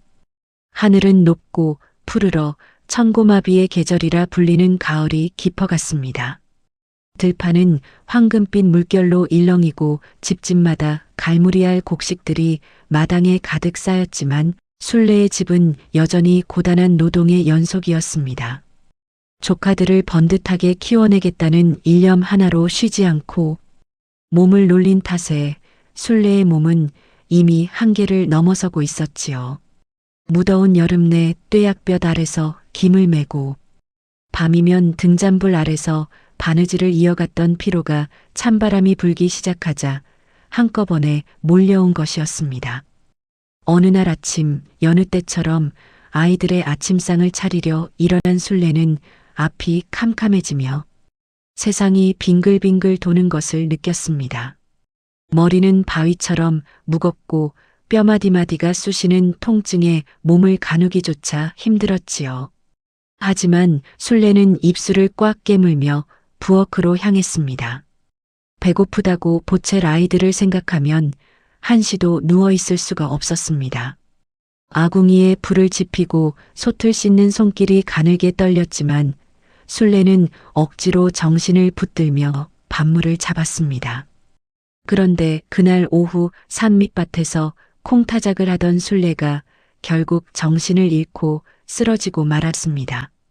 밭일을 돕겠다며 곁에서 꼬투리를 모으던 7살 상이가 비명을 지르며 술래에게 달려갔습니다. 서당 숙제를 마치고 뒤늦게 밭으로 올라오던 상철이도 하얗게 질린 얼굴로 뛰어왔습니다. 어머니, 정신 좀 차려보세요. 어머니! 상철이가 술래의 어깨를 붙잡고 흔들었지만 술래는 차가운 흙바닥 위에서 미동도 하지 않았습니다.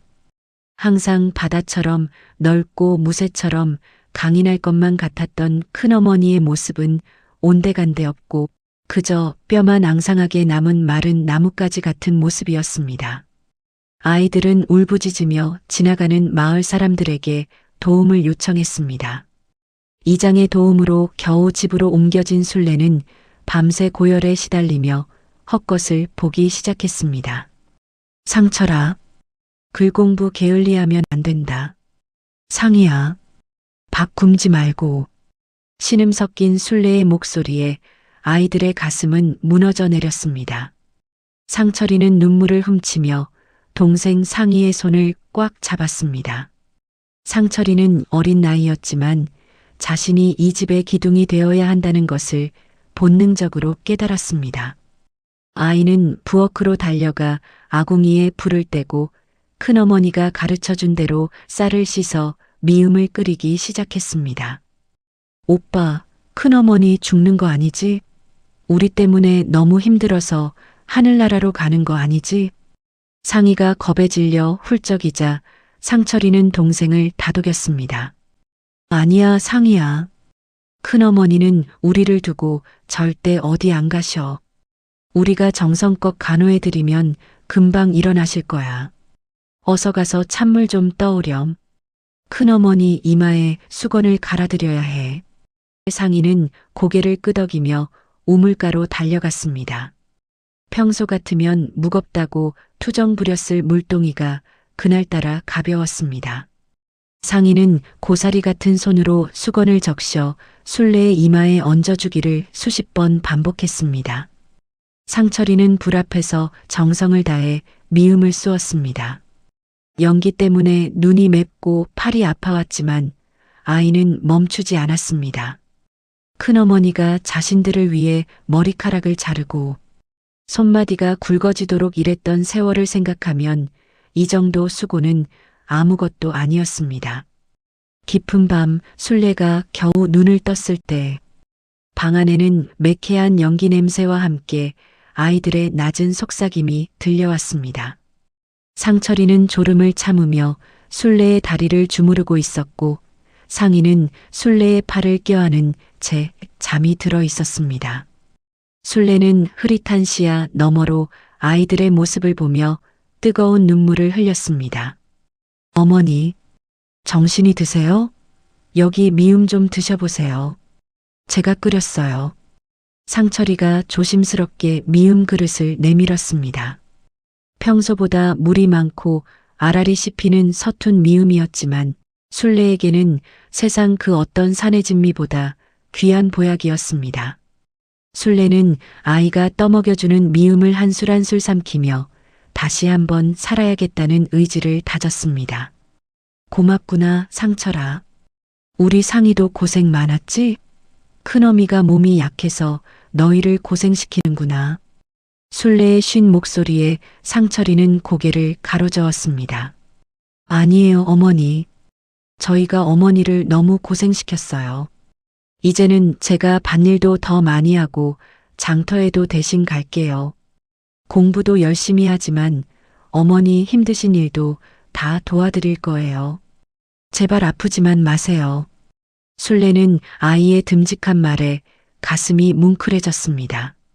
조카들이 어느새 이렇게 자라서 자신의 빈자리를 채워주고 있다는 사실이 믿기지 않았습니다. 다음 날부터 상희는 집안의 작은 살림꾼이 되었습니다. 어머니, 제가 마당 다 쓸어놨어요. 빨래도 개울가에서 오빠랑 같이 해올 테니까 누워만 계세요. 상희는 일부러 더 씩씩하게 웃으며 술래를 안심시켰습니다. 술래가 밥을 먹으려 하면 상희는 반찬을 올려주며 이건 제가 산에서 따온 나물이에요. 어머니, 이거 먹고 기운내서 나랑 꼭 구경 가야 해요. 라며 어리광 섞인 당부를 늘어놓았습니다. 상철이는 지독하게 공부하며 남은 시간엔 땔감을 해오고 마당을 정리했습니다. 아이는 밤늦도록 순례의 곁에서 글을 읽어주었습니다. 어머니, 제가 글 읽는 소리 들으면 잠이 잘 온다고 하셨죠? 제가 밤새도록 읽어드릴게요. 낭낭한 아이의 목소리가 어둠을 뚫고 방 안을 가득 채울 때마다 순례의 기력은 조금씩 되살아났습니다. 마을 사람들도 이 광경을 보며 혀를 내둘렀습니다. 박서방 내댁이 복이 있긴 있네. 조카들이 친자식보다 낫구만. 모진 소리를 하던 안악들도 이제는 장터에서 사온 귀한 약재를 슬쩍 담장 너머로 던져주고 가곤 했습니다. 순례의 진심 어린 사랑이 아이들을 변화시켰고 그 아이들의 효심이 다시 차가운 마을 인심을 녹여내고 있었던 것입니다. 일주일 만에 순례가 마루에 걸터 앉을 수 있게 되었을 때 상인은 기다렸다는 듯 순례의 품으로 파고들었습니다. 어머니, 이제 아프면 안 돼요. 어머니 다 누워있으니까. 우리 집이 꼭 추운 겨울 같았단 말이에요. 순례는 상의를 꽉 껴안으며 짧아진 머리카락을 어루만졌습니다. 가족이란 이토록 서로의 아픔을 먹고 자라는 나무인가 봅니다. 순례가 쓰러짐으로써 아이들은 어머니의 소중함을 뼈저리게 느꼈고 순례는 아이들의 성장을 보며 자신의 헌신이 헛되지 않았음을 깨달았습니다. 병만은 순례의 몸을 훑고 지나갔지만 그 자리에 남은 것은 이전보다 훨씬 단단해진 사랑의 매듭이었습니다. 어느덧 집 뒤편 감나무에 주홍빛 감들이 탐스럽게 익어가고 있었습니다. 상철이는 장대로 감을 따서 순례에게 제일 먼저 건넸습니다. 어머니, 올해감이 참 달아요. 이거 드시고 올겨울은 감기 걸리지 마세요. 순례는 아이가 주는 감을 한 입 베어 물었습니다. 입안 가득 퍼지는 달콤한 맛은 가난과 병마를 이겨낸 뒤에 찾아온 인생의 꿀맛 같았습니다. 순례는 조카들의 손을 하나씩 잡았습니다. 투박하고 거친 손이었지만 그 손에는 삶을 지탱하는 뜨거운 피가 흐르고 있었습니다. 남편이 떠나고 아들을 잃었을 때 느꼈던 그 지독한 한기는 이제 어디에도 없었습니다. 자신의 텅 빈 마음을 가득 채운 것은 배 아파 낳지 않았어도 가슴으로 낳은 두 조카의 진한 정이었습니다. 밤하늘에 뜬 보름달이 순례의 집 마당을 환하게 비추었습니다. 순례는 그 달을 보며 조용히 기도를 올렸습니다. 저 아이들이 장성할 때까지만 제 건강을 지켜주세요. 저 아이들의 웃음소리가 멈추지 않게 해주세요. 순례의 기도는 가을바람을 타고 멀리 퍼져나갔습니다.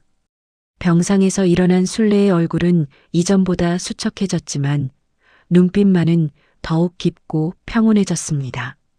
그녀는 이제 알았습니다. 자신이 조카들을 키우는 것이 아니라 조카들이 자신을 살게 한다는 것을요. 서로가 서로의 샘물이 되어 마르지 않는 정을 나누는 이 집이야말로 세상에서 가장 풍요로운 곳이었습니다. 마당에 흩날리는 낙엽마저 정겨운 가을밤, 순례는 아이들과 나란히 누워 옛 이야기를 들려주었습니다. 옛날 아주 먼 옛날에 마음 착한 어머니와 두 아이가 살았단다.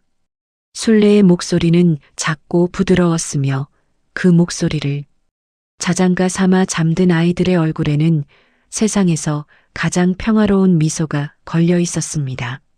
삶의 폭풍우가 다시 몰아친다 해도 이들은 이제 두렵지 않았습니다. 서로의 온기를 나누는 법을 배운 진정한 가족이 되었으니까요. 순례는 아이들의 머리칼을 하나하나 만져보며 다짐했습니다. 다시는 이 귀한 얼굴들에 눈물 자국이 남지 않게 하겠노라고. 그녀의 가슴 속에는 이미 다음 계절을 버텨낼 새로운 힘이 솟아오르고 있었습니다. 순례가 기력을 회복해 마루 끝에 앉을 수 있게 된 것은 동지를 며칠 앞둔 어느 추운 겨울날이었습니다. 산자락을 타고 내려온 칼바람이 문풍지를 사정없이 찢어발길 듯 울어대고 마당 구석의 항아리에는 뽀얀 서리가 두껍게 내려앉았습니다. 술래는 여전히 수척한 얼굴이었지만 자신을 살려내겠다며 고사리 같은 손으로 미음을 쓰고 밤새 곁을 지켰던 아이들을 생각하면 잠시도 누워 있을 수가 없었습니다. 그녀는 짧아진 머리카락을 다시 한번 수건으로 질질 동여매며 부엌으로 향했습니다. 하지만 부엌 문 앞을 가로막은 것은 상철이었습니다. 아이는 어머니의 앞치마를 꼭 붙잡으며 단호한 표정을 지었습니다. 어머니, 아직 찬바람 쐬시면 안 돼요. 이장님 댁에서 동지 팥을 조금 얻어왔으니 이번 동지 팥죽은 제가 끓일 거예요. 어머니는 아랫목에 계시기만 하세요. 술래는 상철의 손을 보았습니다. 찬물에 팥을 씻느라 마디마디가 빨갛게 부어올라 있었지요. 상희도 옆에서 거들었습니다. 맞아요, 어머니. 제가 오빠 옆에서 새알심도 빚고 불도 잘 뗄게요. 우리 엄마는 이제 공주님처럼 쉬기만 하세요. 아이들의 기특한 고집에 술래는 결국 백기를 들고 툇마루에 앉아 부엌 안을 들여다보았습니다. 부엌 안은 연기로 가득 찼지만 그 어느 때보다 따스한 기운이 돌았습니다. 상철은 무거운 가마솥을 씻어내고 팥을 삶기 시작했습니다.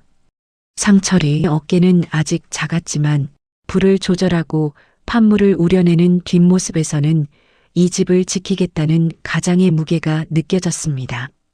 상희는 옆에서 하얀 찹쌀가루 반죽을 떼어 동글동글 새알심을 빚었습니다. 오빠, 내 새알심은 꼭 눈사람 같지? 상희가 밀가루를 얼굴에 묻힌 채 깨르르 웃자 상철은 짐짓 엄한 목소리로 모양이 예뻐야 복이 들어오는 거야. 정성을 다해 만들어야지라며 으름장을 놓았습니다. 술래는 그 모습을 보며 가슴 한구석이 찡해져 왔습니다. 아들을 잃고 남편이 떠나던 날 이 집은 얼음장 같은 무덤이나 다름없었습니다. 하지만 지금 피 한 방울 섞이지 않은 이 아이들이 차가운 부엌, 바닥에서 자신을 위해 팥죽을 끓이고 있었습니다. 남들은 남의 자식 거둬 무엇 하느냐고 머리 검은 짐승은 거두는 게 아니라고 했지만 술래에게 이 아이들은 하늘이 내린 생명줄이었습니다. 팥이 익어가는 구수한 냄새가 온 집안에 진동하기 시작했습니다. 상철은 팥물을 체에 거르고 쌀을 넣어 정성껏 저었습니다. 나무 주걱을 젓는 아이의 팔이 파르르 떨렸지만 상철은 한시도 솥 곁을 떠나지 않았습니다. 혹여나 바닥이 눌어붙을까, 혹여나 맛이 덜할까 노심초사하는 그 마음이 술래에게는 그대로 전달되었습니다. 드디어 김이 모락모락 나는 팥죽 한 그릇이 술래의 앞에 놓였습니다. 상희가 빚은 울퉁불퉁한 새알심들이 여기저기 떠 있었고 상철이가 불 조절을 잘못했는지 끝맛은 살짝 탄내가 났습니다. 하지만 술래는 숟가락을 드는 손이 자꾸만 떨렸습니다. 어머니, 뜨거우니까 호호 불어서 드세요. 이 팥죽 드시면 이제 다신 아프지 않으실 거예요. 동지 팥죽은 애군을 쫓는다고 했잖아요. 상철의 말에 술래는 팥죽 한 술을 입에 넣었습니다. 입술이 데일 듯 뜨거웠지만 그 온기는 술래에 식어있던 오장육부를 지나 텅 빈 마음속까지 구석구석 퍼져나갔습니다. 맛있구나. 정말 맛있다. 내 평생 이토록 귀한 음식은 처음 먹어보는 것 같아. 술래의 눈에서 참았던 눈물이 뚝 떨어져 팥죽 그릇 속으로 들어갔습니다. 상희는 큰어머니의 눈물을 보더니 깜짝 놀라 치마폭으로 얼굴을 닦아주었습니다. 엄마, 맛없어서 우는 거야?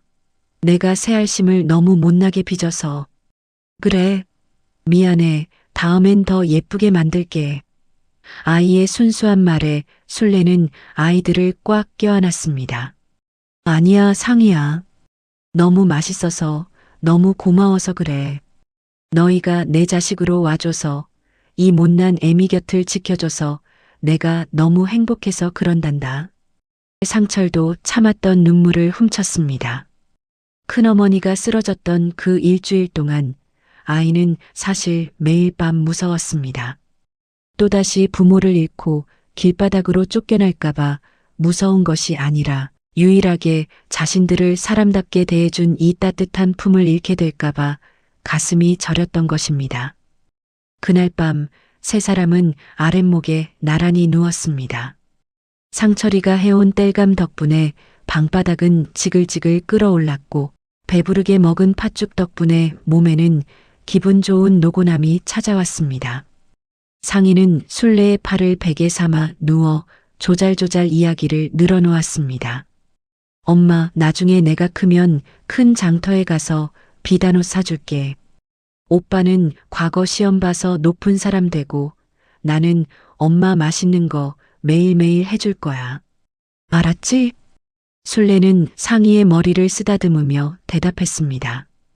그래, 우리 상희가 해주는 밥 먹으면 엄마는 100살까지도 거뜬하겠구나. 상철은 조용히 술래의 거친 손을 잡았습니다. 어머니, 제가 더 빨리 커서 어머니 고생 안 시켜드릴게요. 이제는 제가 어머니 지켜드릴 거예요. 창밖에는 소리 없이 눈이 내리기 시작했습니다. 온 세상을 하얗게 덮는 눈송이들이 차가운 대지를 감싸듯 이 작은 초가집도 서로의 온기로 가득 찼습니다. 가난은 여전히 이들의 문턱을 넘보려 했고 세상의 편견은 여전히 날카로운 발톱을 세우고 있었지만 이 세 사람에겐 더 이상 두려울 것이 없었습니다. 서로가 서로의 방패가 되고 서로가 서로의 빛이 되어주는 한 어떤 겨울도 견뎌낼 수 있다는 것을 그들은 알고 있었습니다. 술래는 잠든 아이들의 얼굴을 보며 생각했습니다. 아들을 잃었을 때 그녀의 인생은 끝난 줄 알았습니다. 하지만 아들을 옆에 없지만 대신 이 귀한 두 생명을 그녀의 품에 있습니다. 피를 나눈 자식보다 더 깊은 정으로 맺어진 인연. 어쩌면 이 아이들이야말로 그녀의 무너진 인생을 다시 세우기 위해 하늘이 보낸 수호천사들이었는지도 모릅니다. 밤은 깊어가고 눈발은 더욱 굵어졌지만 술래의 가슴 속에는 이미 따스한 봄의 기운이 꿈틀대고 있었습니다. 아이들의 고른 숨소리가 자장가처럼 들려오는 밤, 술래는 참으로 오랜만에 아픔 없는 깊은 잠에 들었습니다. 내일 아침이면 다시 고된 길쌈과 밭일이 시작되겠지만 이제 그녀는 혼자가 아니었습니다. 자신을 위해 팥죽을 끓여주는 아들 같은 조카와 자신의 눈물을 닦아주는 딸 같은 조카가 곁에 있었으니까요. 그렇게 술래의 집 마당에는 세 사람의 발자국이 나란히 찍혀 있었습니다. 크고 투박한 술래의 발자국 옆에 조금씩 자라나는 상철의 발자국과 작고 귀여운 상희의 발자국이 하나가 되어 길을 만들고 있었습니다. 그 길은 비록 험한 산길일지라도 서로를 의지하며 걷는 한 결코 외롭지 않은 행복한 길임이 분명했습니다. 긴 겨울을 지나 봄의 문턱에 들어섰음에도 불구하고 하늘은 야속하게도 비 한 방울 내려주지 않았습니다. 마을 사람들은 저마다 마른 논바닥을 바라보며 한숨을 내쉬었지요. 술래의 집 역시 형편은 다르지 않았습니다. 겨울 내 아이들을 먹이느라 뒤주바닥은 이미 빤히 드러났고 산에 올라가 캐온 쑥과 냉이로 멀건 죽을 끓여 연명하는 날들이 이어졌습니다. 술래는 자신의 밥그릇에서 쌀알을 골라 아이들의 그릇에 슬쩍 옮겨두곤 했습니다. 엄마는 쑥 향기가 좋아서 죽이 더 맛나구나라는 거짓말은 이제 술래의 일상이 되어버렸습니다. 그러던 어느 날 마을에서 세도가 당당하기로 소문난 최진산의 마름이 술래의 살인문을 거칠게 밀치고 들어왔습니다. 마름의 뒤에는 험상궂은 일꾼들이 몽둥이를 들고 서 있었지요. 상철은 본능적으로 동생 상희를 제 뒤로 숨기며 큰어머니 술래의 앞을 가로막았습니다. 10살 소년의 눈에는 두려움보다 가족을 지키겠다는 결연한 의지가 먼저 서렸습니다. 박서방네댁 안에 있는 거 다 아니까 어서 나오게. 최진사 어른께서 말씀하시길 이 집 뒷산에 붙은 척박한 밭대기가 원래 우리 집안 땅이었다는 증자가 나왔다네. 작년부터 자네가 거기다 콩이며 무며 심어 먹었다지. 그동안의 소장료 대신 그 밭을 당장 내놓던지 아니면 쌀새가마니를 오늘 안으로 내놓게나. 청천벽력 같은 소리였습니다. 그 밭은 남편 박서방이 떠나기 전 돌밭을 일구고 또 일고 겨우 일궈낸 순례의 유일한 희망이었습니다. 그곳에서 나는 수확물이 아니면 올여름을 넘길 기약조차 없었지요.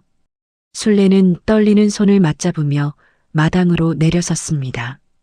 짧아진 머리카락을 감싼 수건이 바람에 흔들렸습니다. 마름 어른, 이게 무슨 말씀이십니까? 그 밭은 저희 남편이 피땀 흘려 돌을 골라낸 땅입니다. 마을 이장님도 다 아시는 일인데 이제 와서 소장료라니요. 쌀새가마니라니. 저희 집엔 지금 아이들 먹일 미음 끓일 곡식도 없습니다.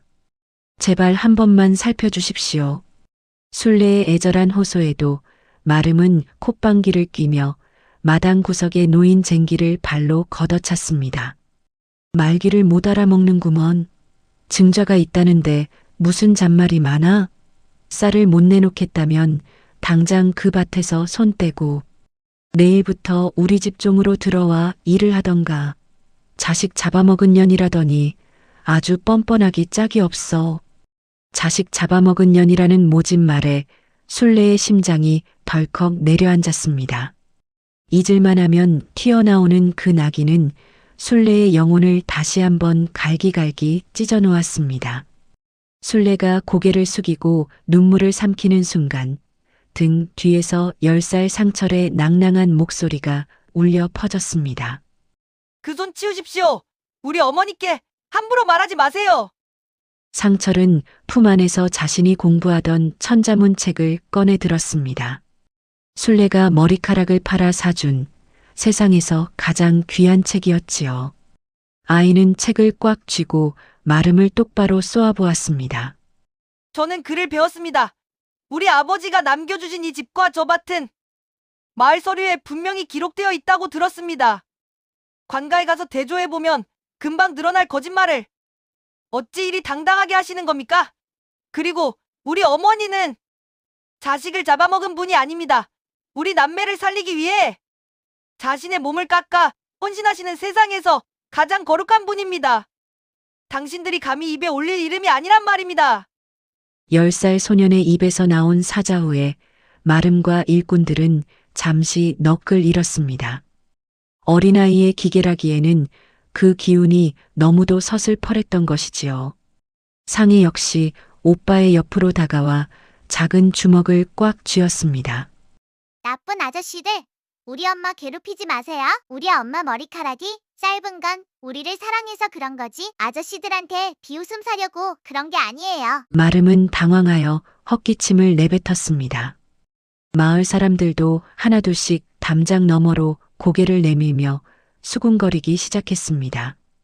아무리 최진사가 세다지만 과부랑 어린애들 땅을 뺏는 건 아니지. 저 상철이 녀석 글 공부를 하더니 예사놈이 아니네. 민심이 심상치 않게 돌아가자 마름은 씩씩거리며 삿대질을 해댔습니다. 이 발칙한 놈들 어디서 어른한테 대들어. 오늘은 일단 물러가지만 관가 서류고 뭐고 최진사 어른 뜻을 거역하면 무사하지 못할 줄 알아. 그들이 폭풍처럼 휩쓸고 지나간 마당에는 정막만이 남았습니다. 순례는 다리에 힘이 풀려 털썩 주저앉았습니다. 상철과 상희가 달려와 순례를 부축했지요. 순례는 상철의 손을 잡고 하염없이 눈물을 흘렸습니다. 상철아, 고맙다. 큰어미가 못나서 너희를 이런 험한 꼴을 보게 하는구나. 그 귀한 책을 저런 사람들 앞에서 꺼내게 해서 미안하다. 상철은 순례의 눈물을 닦아주며 밝게 웃어 보였습니다. 어머니, 제가 글을 배운 이유는 우리 가족을 지키기 위해서예요. 어머니가 제게 머리카락을 팔아 이 책을 주셨을 때 저는 이미 이 책으로 어머니를 지키겠다고 약속했어요. 이제 무서워하지 마세요. 제가 더 열심히 공부해서 나쁜 사람들이 다시는 우리를 건드리지 못하게 할게요.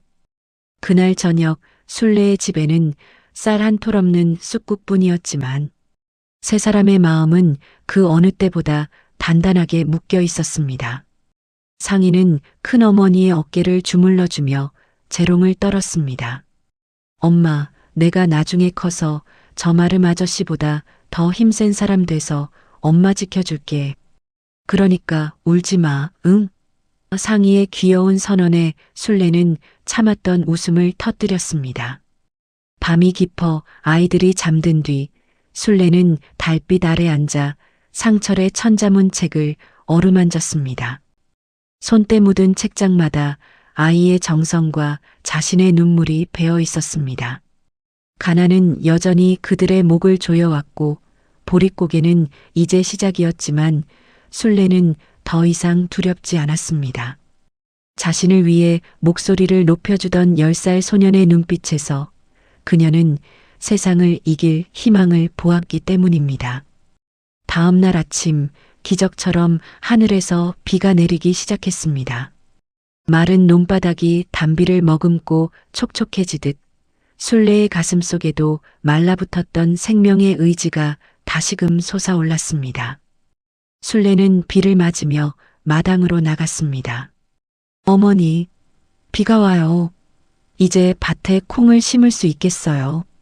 상철과 상희가 비를 맞으며 마당을 뛰어다녔습니다. 순례는 아이들의 손을 잡고 빗속에서 환하게 웃었습니다. 머리를 감싼 수건은 젖어들었지만 그 속의 짧은 머리카락은 이제 부끄러움이 아니라 긍지의 상징이 되었습니다. 마른 논바닥에 내린 이 단비는 하늘이 그들의 정성에 감복하여 내린 눈물 섞인 선물인 듯 했습니다. 비가 그친 뒤 세 사람은 나란히 앉아 밭에 심을 씨앗을 골랐습니다. 상철은 정성껏 흙을 일구었고 상희는 작은 손으로 씨앗을 구멍마다 하나씩 넣었습니다. 순례는 그 뒤를 따르며 흙을 덮어주었지요. 얘들아, 이 씨앗들이 자라서 열매를 맺으면 우리 상철이 책도 더 사고 상희 꽃신도 사잡구나. 순례의 말에 아이들은 힘차게 고개를 끄덕였습니다. 가난은 여전히 그들의 그림자처럼 따라붙었지만 서로의 체온을 나누는 세 사람에게는 이미 봄의 따스함이 가득했습니다. 고난의 파도는 계속해서 밀려오겠지만 이제 그들은 그 파도를 넘을 줄 아는 법을 배웠습니다. 팥죽 한 그릇의 온기에서 시작된 그들의 사랑은 이제 거친 세상을 향해 뻗어나가는 울창한 나무의 뿌리가 되어가고 있었습니다. 보릿고개를 넘기며 흘린 눈물이 단비가 되어 내린 뒤 순례의 집 마당에는 연두빛 채소들이 고개를 내밀며 생명력을 뽐내기 시작했습니다. 겨우내 누런 흙바닥이었던 곳이 초록으로 물들어가니 지독한 가난 속에서도 절로 콧노래가 흘러나왔지요. 순례는 오늘 큰 결심을 했습니다. 그동안 아이들이 먹고 싶은 것, 갖고 싶은 것 하나 말 못하고 제 눈치만 보며 자란 것이 못내 가슴에 걸렸기 때문입니다. 밭에서 정성껏 키운 첫 나물들을 갈무리에 바구니에 가득 담은 순례는 11살 상철과 8살 상희의 손을 잡고 십리길 넘어 큰 장터로 향했습니다. 남편 박서방이 집을 나간 지 어느덧 4년, 순례의 곁에는 이제 남편보다 든든한 두 보물이 버티고 있었습니다. 장날의 열기는 입구에서부터 대단했습니다. 자, 싱싱한 고등어 사세요. 각 구운 뻥튀기요. 여기저기서 터져나오는 장꾼들의 목소리와 고소한 기름 냄새가 아이들의 코끝을 자극했습니다. 상희는 신기한 광경에 눈을 떼지 못하고 이리저리 고개를 돌렸고 상철은 행여나 동생이 인파에 휩쓸릴까봐 상희의 옷자락을 꼭 쥔 채 듬직하게 걸었습니다. 술래는 그런 아이들의 뒷모습을 보며 남몰래 주머니 속 쌈짓돈을 만져보았습니다. 머리카락을 팔고 남은 돈 일부와 나무를 팔아 만들 몇 푼 안 되는 돈이었지만 오늘만큼은 아이들에게 세상에서 가장 맛있는 것을 먹여주고 싶었지요. 하지만 장터의 활기는 때때로 가난한 이들에게 더 시린 법입니다. 술래가 자리를 잡고 나무를 펼쳐 놓았을 때 화려한 비단 치마를 입은 부잣집 마님이 시종을 거느리고 그 앞을 지나갔습니다. 마님은 술래의 초라한 행색과 수건으로 꽁꽁 싸맨 머리를 보더니 눈살을 찌푸리며 코를 막았습니다. 에구 냄새야. 요즘 장터에는 왜 이런 거렁뱅이 같은 것들이 자리를 차지하고 있는지 모르겠군. 저 여편네 꼴 좀 보게나. 머리는 왜 저리 흉하게 싸매고 있는 거야? 장사하려면 좀 정갈하게나 하고 나오지. 머리카락이 다 빠진 건지 속이 다 보일 지경이네. 마님의 모진 소리에 술래는 고개를 푹 숙였습니다. 짧게 잘린 머리카락이 수건 틈으로 보일까봐 자꾸만 수건을 여몄지요. 상인은 마님의 화려한 장식품을 빤히 바라보다가 이내 고개를 떨구었습니다. 마침 그 옆 신발전에는 알록달록한 꽃신들이 주인을 기다리고 있었거든요. 상의의 낡은 집시는 이미 앞코가 다해져 발가락이 보일 지경이었으니 그 화려한 꽃신이 얼마나 탐이 났을까요? 하지만 상인은 결코 사달라는 말을 하지 않았습니다. 큰어머니가 자신들을 위해 무엇을 버렸는지 너무나 잘 알고 있었으니까요. 그때 상철이가 술래의 곁으로 다가와 듬직하게 어깨를 폈습니다. 아이는 바구니에 담긴 나무를 손질하며 마님과 마을 사람들을 향해 맑고 큰 목소리로 외치기 시작했습니다. 여러분, 여기 세상에서 가장 귀한 나무를 보러 오세요. 우리 어머니가 이른 새벽 이슬을 맞으며 정성으로 키운 나물입니다. 우리 어머니의 손마디가 굵어지고 머리카락이 짧아진 만큼 이 나물에는 우리 남매를 향한 깊은 사랑이 담겨 있습니다. 이 나물을 드시는 분은 우리 어머니의 따뜻한 마음까지 얻어가는 것입니다. 11살 소년의 당당한 외침에 지나가던 사람들의 발길이 멈춰 섰습니다. 비웃던 마님도 당황한 듯 걸음을 멈췄지요. 상철은 술래의 거친 손을 잡으며 말을 이었습니다. 우리 어머니의 머리카락이 짧은 것은 부끄러운 일이 아닙니다. 그것은 저의 책이 되었고 제 동생의 밥이 되었습니다. 세상 그 어떤 화려한 가채보다 우리 어머니의 이 수건이 가장 아름답습니다. 그러니 함부로 말씀하지 마십시오. 술래는 상철의 말에 눈시울이 뜨거워졌습니다. 11살 소녀는 어느새 자신을 지켜주는 든든한 울타리가 되어 있었습니다. 사람들은 상철의 효심에 감복하여 하나둘씩 나무를 사기 시작했습니다. 허허, 녀석 참 기계가 대단하구먼. 여기 나물 한 무더기 주게나. 순식간에 나물 바구니는 바닥을 드러냈고 술래의 손에는 꽤 묵직한 돈푼이 쥐어졌습니다. 나무를 다 판 술래는 아이들을 데리고 국밥집으로 향했습니다. 김이 모락모락 나는 장터국밥 2그릇을 시켜 아이들 앞에 놓아주었지요. 자, 많이들 먹으렴. 오늘 고생 많았다. 하지만 상철과 상인은 숟가락을 들지 않고 서로 눈치를 보았습니다. 그러더니 상철이가 품 안에서 꼬질꼬질하게 접힌 종이 꾸러미 하나를 꺼내 술래에게 내밀었습니다. 어머니, 이건 지난 겨울부터 제가 서당마당을 쓸고 남몰래 땔감을 해다주며 모은 돈이에요. 그리고 이건 상이가 산에서 나무를 캘 때 예쁜 돌들을 주워다 마을 아이들에게 주고 바꾼 돈이고요. 8살 상이도 주머니에서 몇 푼의 잔돈을 꺼내 술래의 손바닥 위에 올려놓았습니다. 엄마, 우리 꽃신 안 신어도 돼. 오빠랑 나랑 이거 모았어. 이걸로 엄마 머리에 꽂을 예쁜 비녀 사자, 응? 저번에 아줌마들이 엄마 머리 보고 욕할 때 나 너무 속상했단 말이야.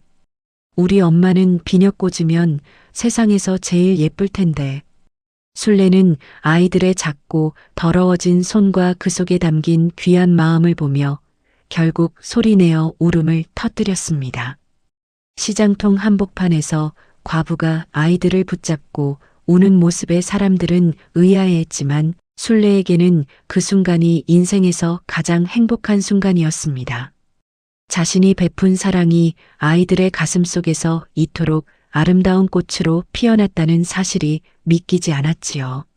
술래는 아이들의 돈을 다시 돌려주며 떨리는 목소리로 말했습니다. 아니야, 얘들아. 엄마는 너희가 준 이 마음만으로도 이미 세상에서 가장 비싼 비녀를 얻었단다. 이 돈은 너희들 공부하는 데 쓰고 맛있는 거 먹는 데 쓰자꾸나. 하지만 아이들은 막무가내였습니다. 결국 술래는 아이들의 고집에 못 이겨 잡화점으로 향했습니다. 그곳에서 가장 값싼 녹비녀 하나를 골랐지요. 비록 은비녀처럼 찬란하게 빛나지는 않았지만 술래의 짧은 머리 위에 꽂힌 그 녹비녀는 그 어떤 보석보다 고귀해 보였습니다. 상인은 그제야 활짝 웃으며 술래의 품에 안겼습니다.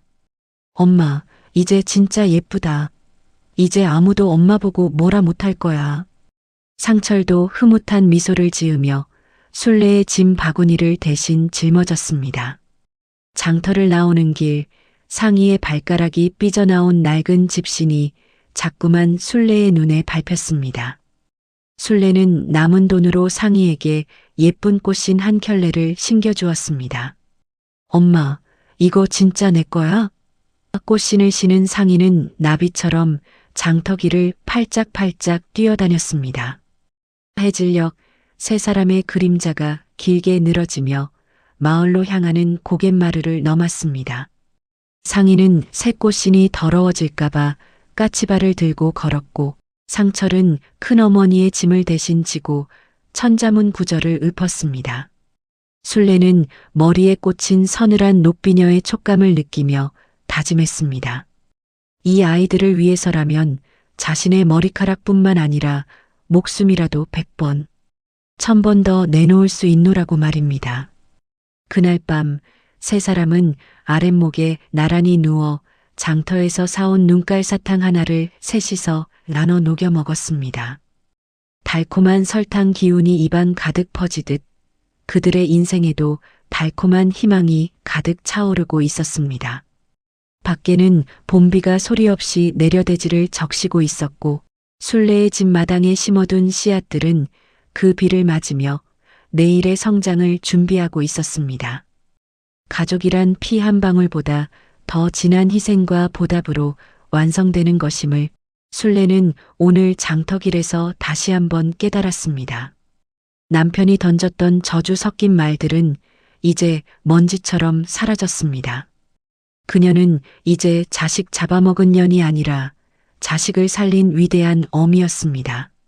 술래는 아이들의 고른 숨소리를 들으며 참으로 오랜만에 아픔 없는 평온한 잠에 들었습니다. 산천의 초록빛이 짙어지고 뻐꾸기 울음소리가 평화롭게 울려 퍼지던 어느 초여름 오후였지요. 술래네 앞마당 평상 위에서는 11살 상철이가 글공부에 푹 빠져 있었고 8살 상인은 곁에서 쑥을 다듬으며 콧노래를 흥얼거리고 있었답니다. 술래의 머리 위에는 장터에서 아이들이 선물한 녹비녀가 햇살을 받아 은은하게 빛나고 있었지요. 아들을 잃고 서방님이 집을 나간 지 어느덧 4년. 그 시린 세월을 견뎌낸 술래의 마음에는 이제 아이들이 피워낸 작은 꽃들이 만발해 있었답니다. 그러던 중 살인문 너머로 낡은 지팡이 끄는 소리가 들려왔습니다. 문을 열고 나타난 이는 남루한 누더기를 걸치고 뼈만 앙상하게 남은 초라한 사내였지요. 바로 4년 전 슬픔에 미쳐 아내를 저주하며 떠났던 남편이 돌아온 것이었습니다. 남편은 차마 마루 위로 발을 올리지도 못한 채 흙바닥에 주저앉아 밭은 기침을 토해냈습니다. 서방님? 술래의 떨리는 부름에 아이들의 시선이 사내에게 쏠렸습니다. 남편은 아내를 똑바로 쳐다보지도 못한 채 마당에 있는 낯선 아이들을 보고 당황하며 갈라진 목소리를 냈습니다. 부인, 이 아이들은 대체 누구란 말이오? 내 집 마당에 웬 남의 자식들이 있단 말이오? 그 물음에 상철이가 천천히 일어나 옷매무새를 단정히 가다듬고는 남편 앞으로 다가갔습니다. 상철이는 원망 대신 예의를 갖추어 정중하게 절을 올렸습니다. 큰아버님, 저 상철입니다. 소생은 큰아버님의 동생 박자이자 방자 되시는 아들 상철이고 저 아이는 제 여동생 상희입니다. 큰아버님께서 객지를 떠돌고 계시던 작년 봄 저희 부모님께서 산사태로 한나란시에 세상을 떠나셨습니다. 갈 곳 없는 저희 남매를 큰어머니께서 자식처럼 거두어 주셨습니다. 남편은 상철의 말을 듣고 벼락이라도 맞은 듯 멍하니 굳어버렸습니다.